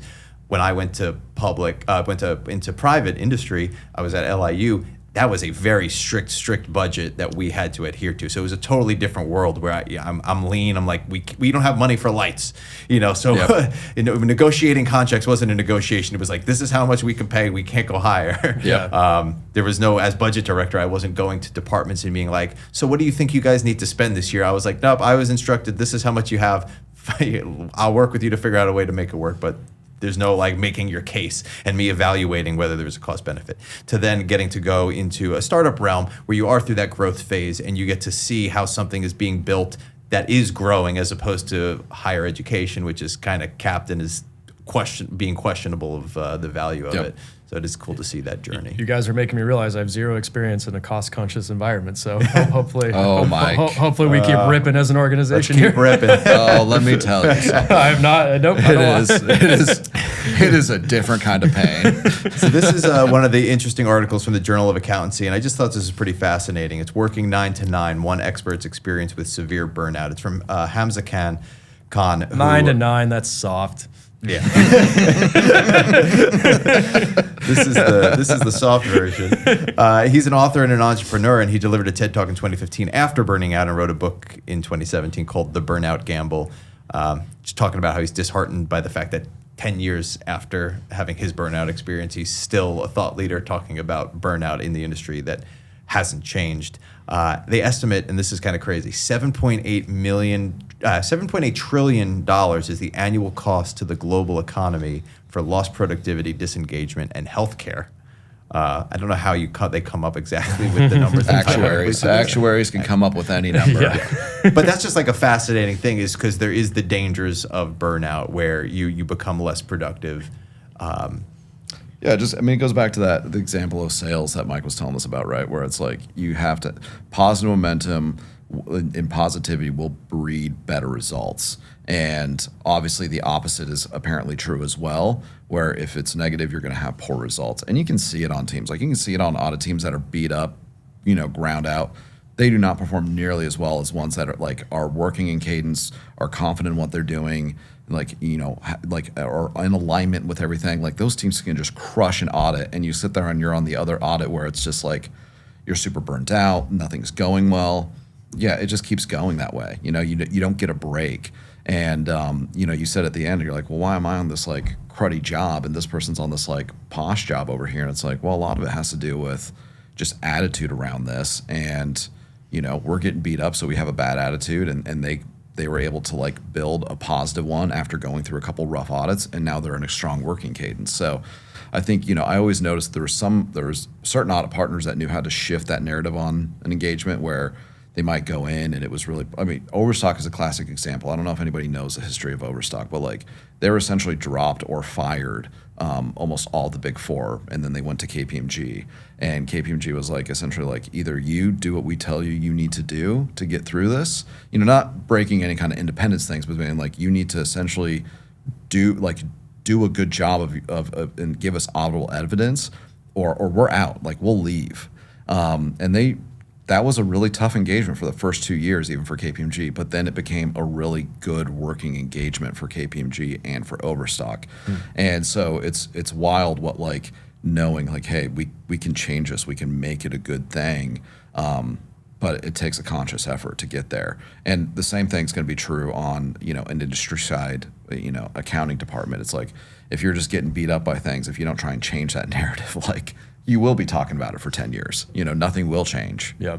That's really interesting, because it's not that it can't change. It's just that people haven't allowed it to change. Yeah, people are just leaving, like essentially, like the homeostasis is a negative, Right. like environment, and no one's trying to change what stasis is, right? No one's changing the status quo, so of course it just stays the same. It's like it's the whole idea that's like, if you don't try and change anything, it's just it's like the whole thing. It's like you're crazy for thinking it was ever going to change without doing anything. Like that's like the whole point of it. And so it doesn't surprise me that he's talking about it for 10 years. We might still be talking about it for 10 years. Hopefully, what we're doing here changes that more rapidly than it would otherwise, because we're trying to change that homeostasis. But like it is tough to change people's mindsets. Mm-hmm. But this is a good example where I don't know if, as you've been talking, it got me thinking about some of my different audit jobs. And for the most part, I worked for the same senior manager. And then there were a couple times where I got plucked and joined like other engagements in other industries for maybe a quarter end or something like that. But the manager that I consistently had, we were generally working on smaller teams, more interesting engagements, but working a ton of hours. Like the reason I kind of scoff at 9 to 9, her working schedule was 6 a.m. to 11 p.m. Like Wow. at her desk at 6 a.m. And, she didn't expect us to work those hours, but 9 to 9 was a very common thing. 9 to 11 was a pretty common thing during busy season. But I got put on other jobs where it was a a bigger team, but you would step in the room and there was just like no energy. It was really low. No one talked to each other. There was no camaraderie. And we might be leaving at 7 or 8, but it was, 9 to 7 at that job felt way longer than 9 to 11 at my other jobs. It was, I don't know why, but it was just like, I enjoyed the people. Actually, I guess I do know why. I enjoyed the people I was with a whole lot more. I thought it was more interesting work. I was more focused on it. And my boss, Nika Velhe, shout out. She was an incredible leader, led by example, and just did all the things the right way. So I think a lot of it goes on the senior manager and the partner of those jobs and kind of the culture that they're creating. And every client has a different culture on the audit team, right? It's a interesting dynamic. Yep. Yeah, one of the stats here is that 70% of the onus is on leaders to address upstream factors at the systemic organizational level. And like you said, if there's one example of an audit that is successful and the team is happy, then there's no reason that can't go across the board. It's obviously not just an isolated incident. It's just, are you not replicating that environment and creating that culture? Yeah. And they said a lot of it is due to lack of fairness, inconsistent values, insufficient compensation, unsustainable workload and expectations. That's just why I always say it comes down to communication. I mean, if you're on a good team where the communication is expressed and everybody's on the same page, it's easier to work together and collaborate better. Well, and I think, the audit partner, if we're talking about audit, partners need to be comfortable letting go a bad client. Right. Yep. Essentially, in the case of Overstock, and I don't know all the whole history, so no one listening should quote me on all of this, but I think if we look at it externally, we can kind of say like they got to a point where they realized they had to take this seriously. They couldn't do it the way they wanted to do it. They had to do it the way the profession demanded it. And when they were, and so essentially, it wasn't just KPMG. It was like all the firms that went through the process were essentially educating them. They're like, no, like this is what you need to change, and they changed as a company, and it was great for everybody.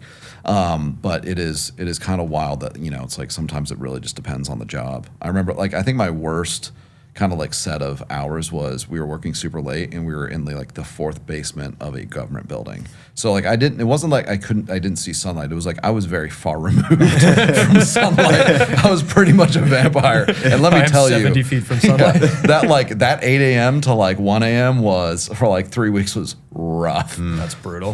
I'm surprised we weren't injected with vitamin D just to get through the day. Someone just gives you a shot and says, get in the basement, But yeah, I do think if you have the positive team and the environment and the technology in place and you're just enjoying chugging along, it's more, you're able to be all right, this is miserable, sure, but there's also this optimism about it as opposed to this is just life and after this I'm going to go do it again. Because this what's interesting from Khan's study, what he was talking about, he worked for one of Canada's top ranked employees. So it wasn't this was just a bad employer situation. They had ample benefits. They was you can get massages every single week if you wanted. They're saying all the right things. This is the place where you bring your whole self to work.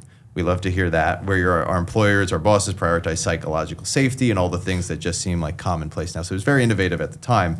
But a lot of it, I think, comes from within the individual. And accountants are more likely to do this to themselves by accident. And I feel like I fell into this trap as well. And he says, I fell into the trap of being a type A personality, working evenings, weekends, pushing the pedal to the metal, burning the candle at both ends. I actually have that tattooed on me because of how much that resonates with me. Wow. I really gave into this workplace martyr complex where I neglected my health, my well-being for 11th month straight, and I would practice 9-9-7. Just 12 hours a day, 7 days a week. Wow. And I just think that there is a difference between doing that in a miserable environment and hating what you're doing and doing that when you're passionate about it. I imagine you have to do that building FloQast, especially early on. It's probably not that different, but you're doing something that you're connected to. You feel you're not just a cog in a wheel, you're leading an entity, you're growing a business. And it's so much more inspiring. And how do you interject that inspiration into what you're doing in the accounting profession? And part of it is it's a lot of fun figuring stuff out. That's why I want to go back to my original point around don't do Sally. Figure out the work you're doing and just figure stuff out. There's a lot more meaning. You learn, you struggle and stuff, and that's how you grow as a person and get more out of it. Can I just tell a quick, kind of funny story that's related to this? This morning, my daughter was not wanting to go to school because we had spring break for the last 2 weeks, so she was not wanting to go back. And she's like, when is it the weekend? I'm like, we got 4 more days until the weekend. She's like, why is the week 5 days and the weekend's only 2 days? Why can't the week be 2 days and the weekend be 5 days? And I'm like, oh, that's a deep question. Well, I'm pretty sure this goes back to the FDR days when they codified the number of days in a work week. But Even a kid who has a good time when she goes to school gets it and is questioning the number of days in the work week. Yeah. Well, that's interesting. She started asking me how many days other countries go to school. I'm like, you're in kindergarten. Shut up. You should have shipped her off to like Japan or something. Be like, I'll show you school. I was 6 days a week. Yeah. I was like, well, in China, it's 6 days a week, and they don't have that thing called spring break or summer. So if you want to. Yeah. It is interesting. Yeah. So the business philosophy side of here, what are the solutions? We've thoughts on ways that we can address burnout. Where does that start from? Who needs to take action? What can we do? What are the responsibilities of the owner? Like who can actually move the needle in this? Obviously, you can talk about it.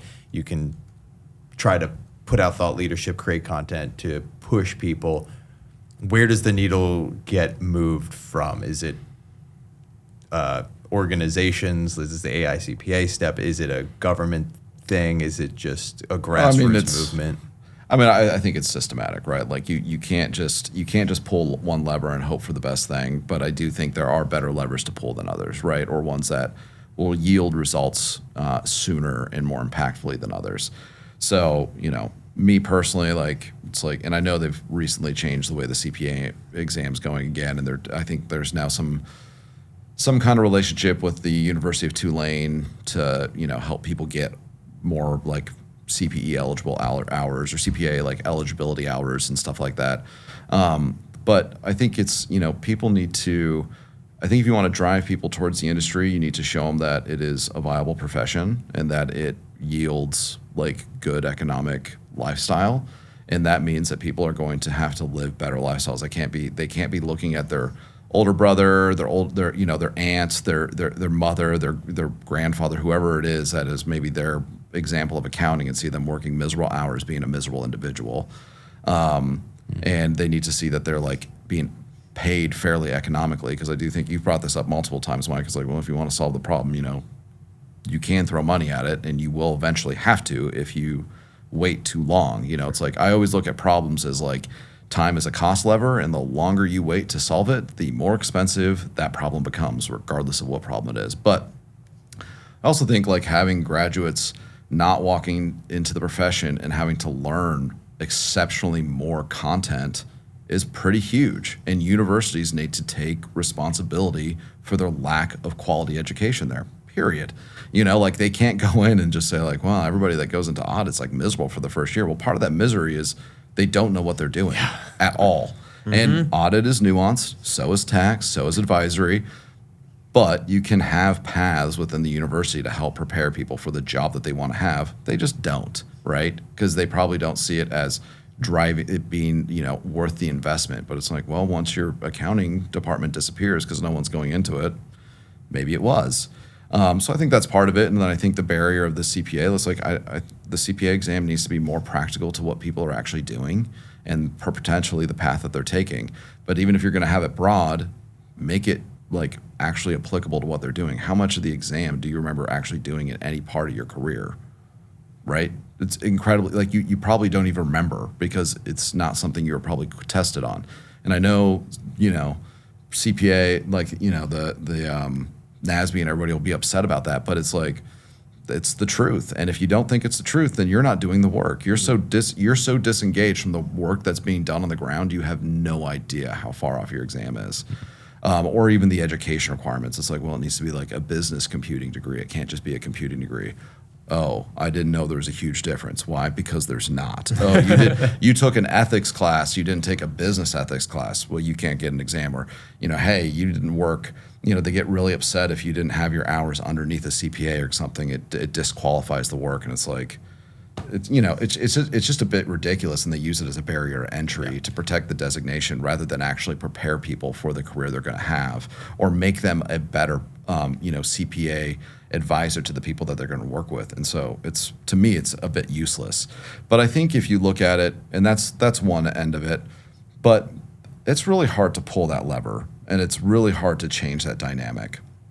What is more likely to happen is changing the way the industry does the work today, as an example, to lead people. Because you have to fix a lot of things to fix the educational component and make it an easier barrier to entry.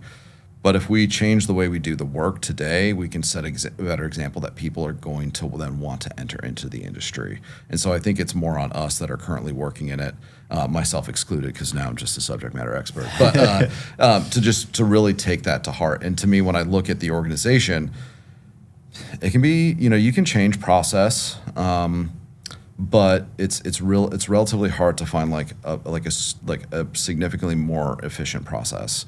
You can change the culture, but culture is kind of sticky, and it can be really hard to change, especially as one individual, especially if you don't have buy-in from your other leaders within the organization, which in my perspective, you're generally not going to, because most accounting departments are misused. We know that because they don't have strategic alignment in what they do, and we've seen that in studies.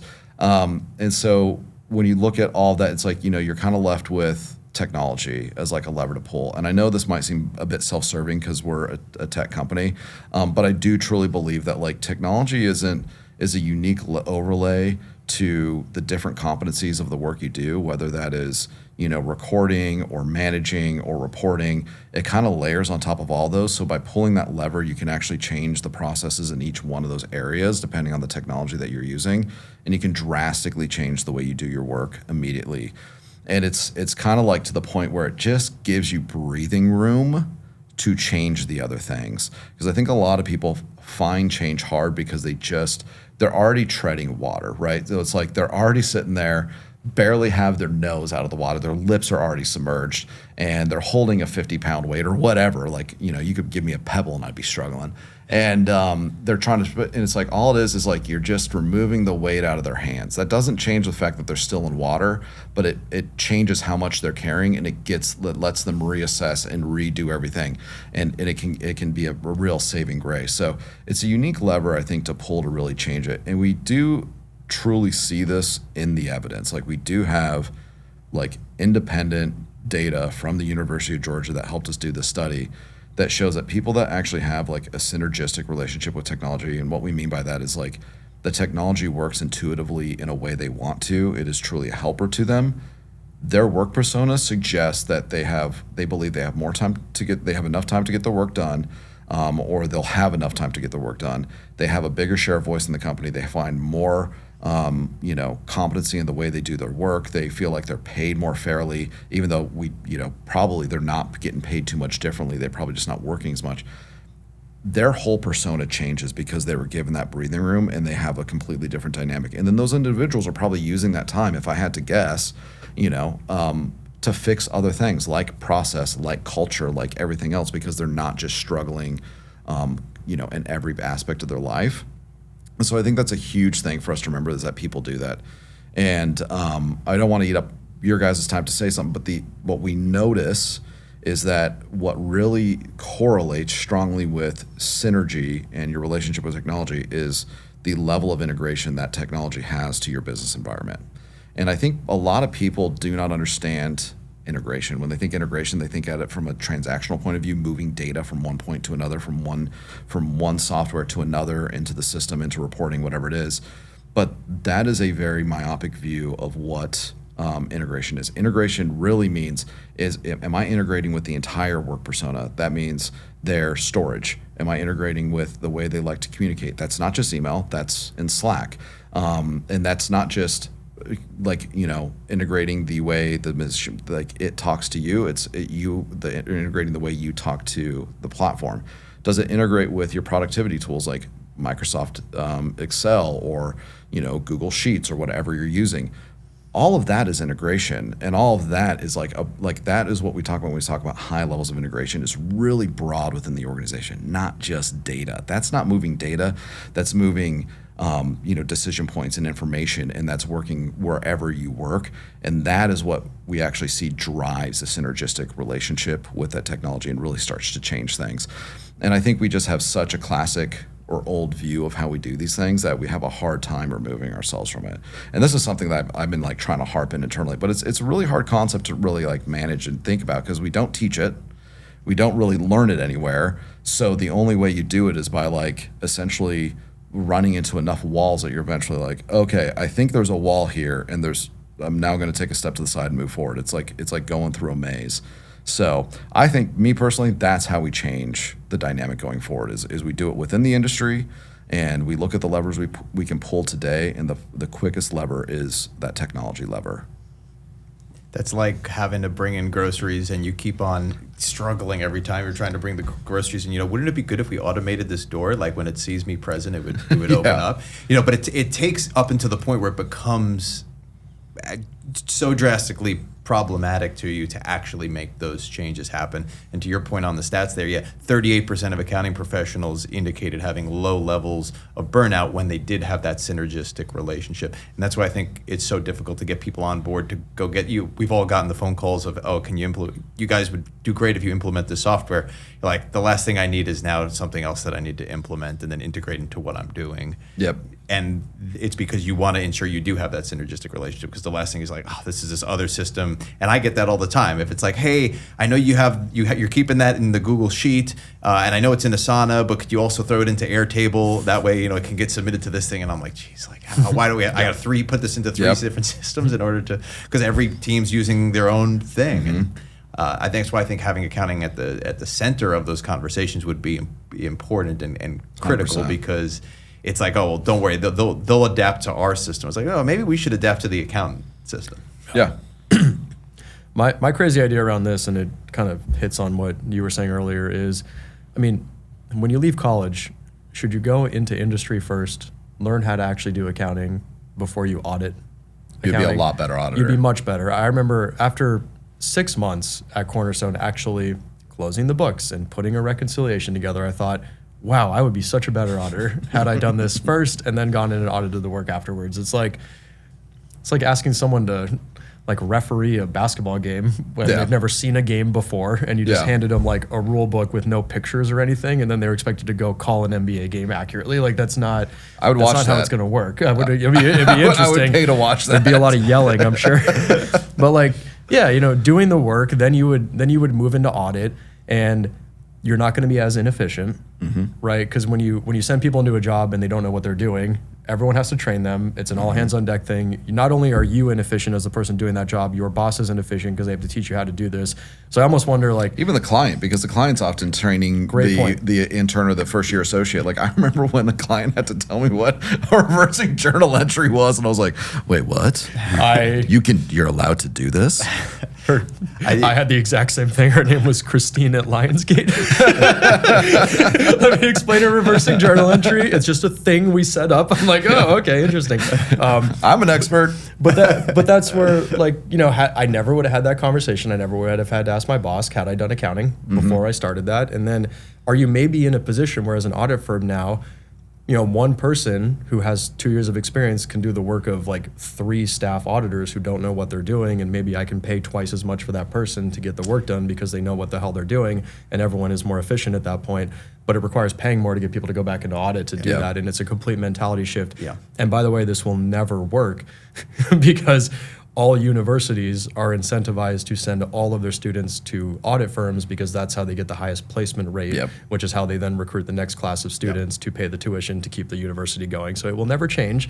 But to me, that feels like going to industry first and then getting paid more to go be an auditor and have that be a bit more of a prestigious role because of the compensation is one of the fixes here. And I think the fact that audit is viewed, it's completely devalued as a concept. So it's just we just need someone to do this tedious stuff. It's not skilled work, so it could be entry level. It's why are you making people go to school for this very technical, specific degree to then have them do something so tedious and monotonous that there's no skill actually involved? And that's why I think there is the potential perhaps with AI that eventually you are able to have people who, I would love to see a requirement where actually in order to get a job in audit, you actually need to have 2 years of experience. That would be on the job requirement list. Yeah, I agree. And they do pay you more, and you have to you manage the AI bots essentially that do some of that tedious stuff. And to be honest, it's so much easier to get placement out of audit if you have experience as a staff at a company, right? If you were even a bookkeeper for a short period of time, because no one wants to hire an auditor that doesn't know how to actually do a journal entry. It's well, I can write one out. I've never put one in the system, right? I remember when my first day at Skull Candy, they're well, yeah, and you're gonna put the journal entry in. I was like, yeah, so I can totally get the right numbers in the right accounts in Excel and hand them to you because I've done that multiple times, but can you actually show me how I do that in SAP or like NetSuite or whatever we're using? It's like, like another, and that's what it's like. No one wants to hire someone in to be their, director of accounting, their controller, even assistant controllers. Like, great, they have a ton of technical knowledge, but they don't know how to actually submit an invoice. They don't know how to approve a bill. They don't know how to do a journal entry in the system. Well, it's like, I don't want to hire this person for a lot of money and they can't do the job out of the gates. So it does fix a lot of problems for people. Yeah. Yeah. But speaking about the experiences that you can use as we kind of near towards the end of our session here, this is sort of the different job opportunities I think that exist in the accounting profession and in the ancillary professions that people don't typically realize or that they don't think about. I think when you have these things in mind and you have a goal in mind beyond just like, I just want to make partner and call it a career, that can give you a little bit of more inspiration as well. And one example I want to bring up is I had an individual who was an intern of mine back when I was the budget director at Long Island University, and he had reached out. He said, "Hey, I see you doing something in the creative space, and I know you have the accounting background. I just kind of want to understand like how your career kind of got to that point." Because he's like, "I'm very interested in music, and I play in a band." And I kind of pointed to, there's a guy I work out with, and he works for Live Nation. And he's in like the financial analysis. He does venue analysis basically of deciding what would be the best ticket price and how many seats should we buy, how many days should we buy it for this band that's going to go on tour. And he also gets to tour with his band. So the fact that that's dope. He's at a company of people who, like you said, if everyone's skateboarding, I think Patagonia is the company down, are they in San Diego, I think, and they would have like surf sessions as part of their workday because everybody who worked for the company was like really into surfing. I don't know if it was Patagonia or another entity. Rip Curl? You might be thinking Rip Curl. Maybe. Rip Curl makes sense. But you know what I mean? The company you're working for embraces the lifestyle that they're actually creating the brand of, and the people who work there can be part of that. Live Nation, Rock Nation, these are companies, they are music entities, and so people who work there are all musical minded, and they all work in different aspects of the business. Similar to at FloQast, it's all people who are accountants, but they're doing different parts of the business, but still have that same background. And I think that that's a really cool thing. So I advised him, I was like, look, you're learning, he works at one of the big 4 accounting firms in VAT. So he's doing, international tax and stuff like that. I'm like, you should think about how you can utilize your knowledge of international. Think about like the Eras tour with Taylor Swift having to go to different venues on these different countries and other bands that do international tours. Use that to your advantage because you're going to be one of the very few people with this passion and insight into the music industry that also understands how international tax works. And that's huge. And so there's a bunch obviously that you can do here at FloQast that I think the different skills line you up for. Yeah. Well, I think I always go back. Like Skull Candy was a real fun place, and Kodiak Cakes was a lot of fun too. And Mike, you're fun sometimes as well. but I will say how'd the quarter go? But it's one thing I loved about Skull is like we'd literally ski at lunch, right? Or we would mountain bike at lunch, or if people just want to like work out, or it's like. It's like they really just lived that mountain lifestyle, and that was like really huge to like life satisfaction. You're like, well, I might be working late hours, but like I did just get free refills on a powder day, and that's pretty epic.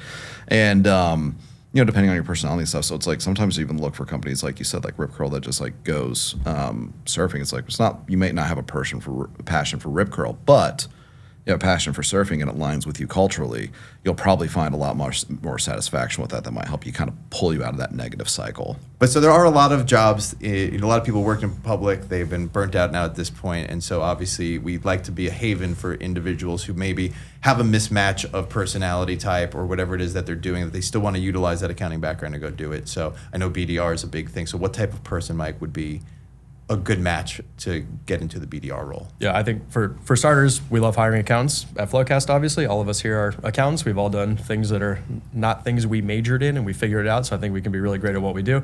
And yeah, it's about aligning like personality and thought process with the right role. So BDR stands for Business Development Rep. That's the entry-level sales job at FloQast. As you would expect for sales, you want to be someone who's extroverted, really social, good at communicating with people, happy to talk on the phone. You have no problems with that kind of thing, and really driven and motivated, and you want to get stuff done and work with a sense of urgency. I think that's what makes the best sales reps. So you come in here, and there's a big misconception around sales. There's the whole like selling ice to an Eskimo type thing, but that's not what you're here to do. When you do sales, it's actually the best sales reps ask the most questions. So you're doing a lot of discovery. You'll get a prospect on the phone. Stefan, you probably started by chatting with one of our BDRs at some point. I hope they ask you some questions around your accounting operations and how your month-end close and reconciliations and audit were. They're trying to uncover any pain points you might have and then see if you have pain points that we could solve with our software. If we are talking to you and you say, yeah, I have some problems with the month-end close, or, oh, that audit sucked, that thing didn't tie out and that really hit us, then they would introduce you to the account executive, who then is the sales rep who runs the demo, understands your pain points in a little more detail, and then tries to map out how our solution could help you with those challenges. And that's the really common promotion path for the BDR role. So you come in, you do BDR for 12, 18, 24 months, something like that, and then you get the opportunity to interview for different jobs. And the most common path is through the account executive role. You become a sales rep, make a lot of money, a lot more than you're going to make in accounting. I'll tell you that right now. One of the proudest things I have is when I see 26-year-olds around here making more money than the partners that they were working for 2 years ago. That's a very cool dynamic to see around here. So I would say AE, account executive, is kind of the most common and coveted position within FloQast. But if you're not the type of person who likes closing business and you don't love the stress of commissions, because it's a different type of stress. It's the stress of, am I going to get paid this quarter or not? Am I going to close enough deals? So there's different stress that comes with it. But if you don't want that, maybe you're more of a relationship focused person, then you can move into an accounting success manager role at FloQast, where you work with our customers to understand what their processes are like, make sure they're happy with FloQast. If they need any tweaks made to the application, they can work with you on that, and you're just there to support them and make sure they're successful. Or maybe you love the product and you want to learn more about that area, you can move into the product team and start working on that. We also have our accounting technology consultant group, which is one where if you enjoy certain aspects of audit, and namely the aspects that I enjoyed were getting to see different companies, getting to learn about their processes and kind of extract as much knowledge as I could from that job. ATC is really good for that one because you are introduced to the client when we sign them. You then work with them to get them implemented on FloQast. But a FloQast implementation isn't just configure this and set this up. It's okay, tell me about your close. Okay, here's how you have documented. Let's work through that. Let's make sure everything's good. We're feeling good about the processes. All right, that's how we want to do it. Let's get FloQast set up for you, and you start working in that environment. So it's more of we call it accounting technology consultant because it is more of a consulting type lens.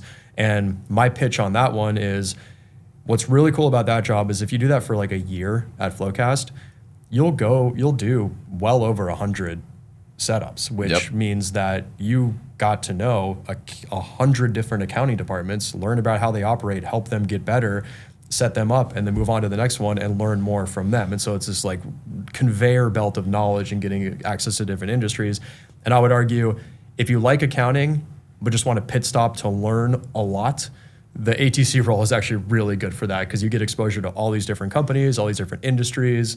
Are they in cost-cutting mode? Are they in growth mode? What does that look like? And you can kind of feel it out. And then when you go to interview for your next job, your pitch is, hey, I set up over 100 companies. I helped them optimize their close process. I learned all about it. Excited to bring all that knowledge to your company. It's killer for your career path as you move up in that world. So those are some of the most common careers at FloQast. And, I love hiring accountants into this role. And the common thing about all those jobs is there's no major for those jobs. There's no major for sales. There's no major for customer success. There's no major for accounting technology consultant. And so if we're going to hire someone for that job and teach them to do it, regardless, we might as well hire accountants for that job and teach them how to do it. And that's what, to me, it brings a lot of the magic and the mojo to the table at FloQast. So yeah, if you're looking to do something new, but don't want to burn all that accounting knowledge, and you want to put it to use in a meaningful way, then we're the spot for you.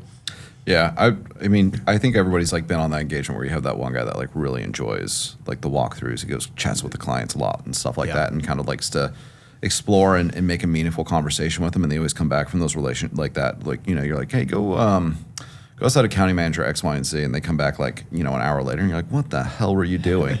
You'd be a good BDR. Yeah, you'd be a great BDR, and it's a cool team. I mean, I will say, accounting really sets you up to be a hard worker in a lot of ways, be a problem solver, be inquisitive, and to be organized.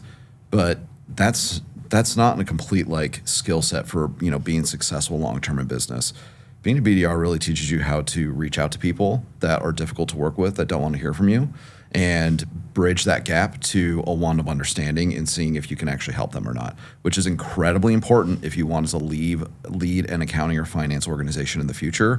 Being able to reach out to the different business leaders that do not want to talk to you in an organization, that is a skill set you can learn as a BDR that you will not learn traditionally in your role as an accountant. So there's a lot to learn from these things. I took this role in marketing because I felt like there was a missing gap for me to go be a CFO because I didn't understand enough about the marketing part of an organization. And I said, well, there's nothing really better than to just step into it and challenge myself to look through new lens in it. And it's been incredibly insightful into marketing and into sales in different parts of an organization. And there's things I've learned in this role that no other CFO will understand about their sales or marketing organization. And that's incredibly powerful. But the same thing for like an ATC. You're essentially almost still doing the consulting role, but with like a healthy work-life balance and being appreciated in a bigger way. And you are, to your point, Mike, you're really seeing how hundreds of organizations set up their close, and you can identify the best practices and get a feel for what problems yield what kind of processes and what kind of fixes. And that's huge, but you're not doing that in an awful way to your health, you know? So I'm a huge fan. I'm obviously slurping the juice over here. And I think if anybody's at all inquisitive of it, like reach out to our excellent recruiting team. I know I worked with Barbara, and I don't know what she's recruiting for these days, but like excellent to work with. I could not recommend her enough.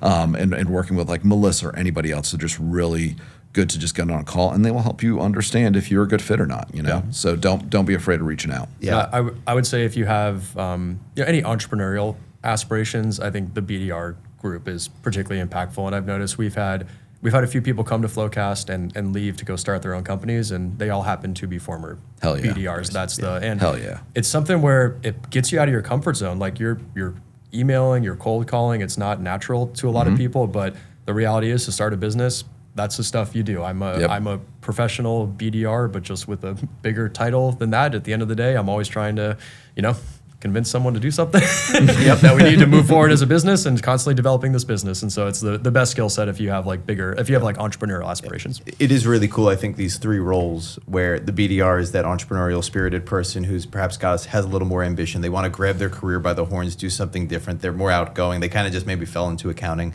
and didn't necessarily always want to be an accountant for the long term. And it allows you to take a little more ownership, and you're not a cog in a wheel anymore. You're directly driving revenue, which I think is a really cool aspect to that rewarding of, we talk about what causes burnout. Well, you're not a cog in the wheel, like really resonates with me. I mean, I think to the point where what's really cool about these jobs is if you're going to be great at them, you need really good business acumen and just an ability to like think on your own and make decisions. I mean, we're obviously going to guide people and give them some processes and like frameworks or whatever to work within. But at the end of the day, to be good at any of these jobs, you're doing business, and you need to have good business acumen and think on your feet and do things the right way. And it's way different than Sally. Yeah. There's no Sally for an ATC. There's no Sally for a BDR. It's like you're live in a conversation. You got to figure it out and deploy like good judgment and have good business acumen to be successful at that job. And it's a beautiful thing. Yeah. It is. And then I think after that, with the ASM, it's that good mix of public and in industry if possible, and you're able to take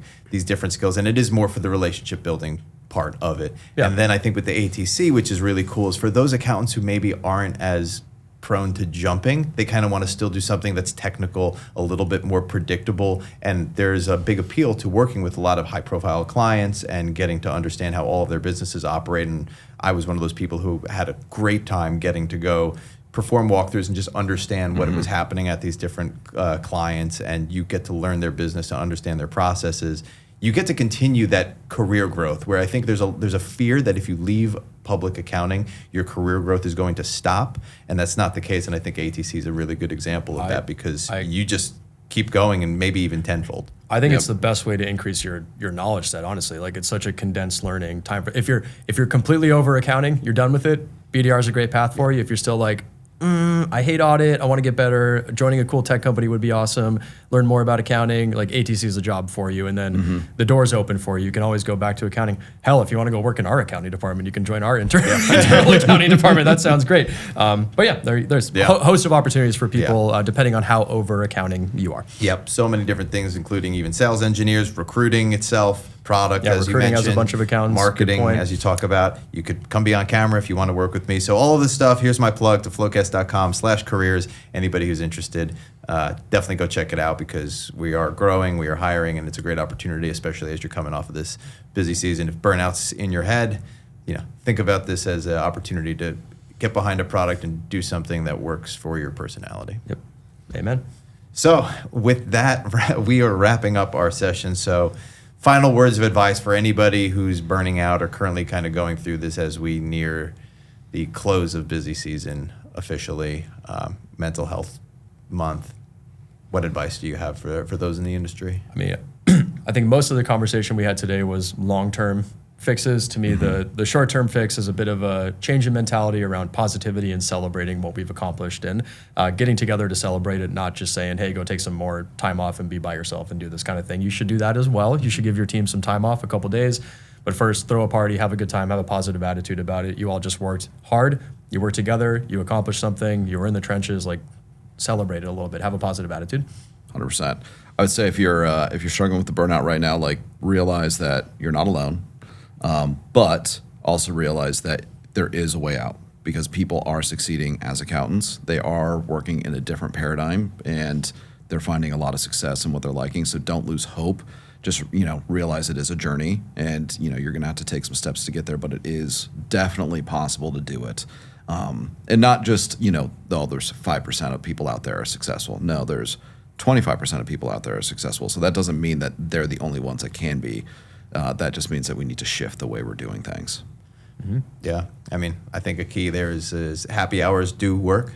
There's something to be said about that. But I do think it is appreciating where you are along the journey right now and recognizing how can I make this the biggest learning experience that I possibly can, and understanding that there are a lot more different career routes out there that exist and ways that you can use your unique background as an accountant, having worked in public, wherever you have worked, to parlay that into your next career option, because all of us, I think, are a testament to using that as a background and then doing something different with it. And it only becomes possible, you only get that job if you have that background and you have that experience. Yep. So this has been our special double, perhaps triple episode of the FinTech Flo. Thanks everybody for tuning in. It was great having double guests here with Mike and Stefan. So tune in and we'll see you all next time. Good stuff, Drew. Great job. Thanks for joining, Stefan. Thanks, guys. Thanks for letting me be involved. Anytime. Thanks for checking out the FinTech Flo. As a reminder, this episode is available for CPE credit, and you can get that at Flocademy or on the Earmark app. Details are in the description below.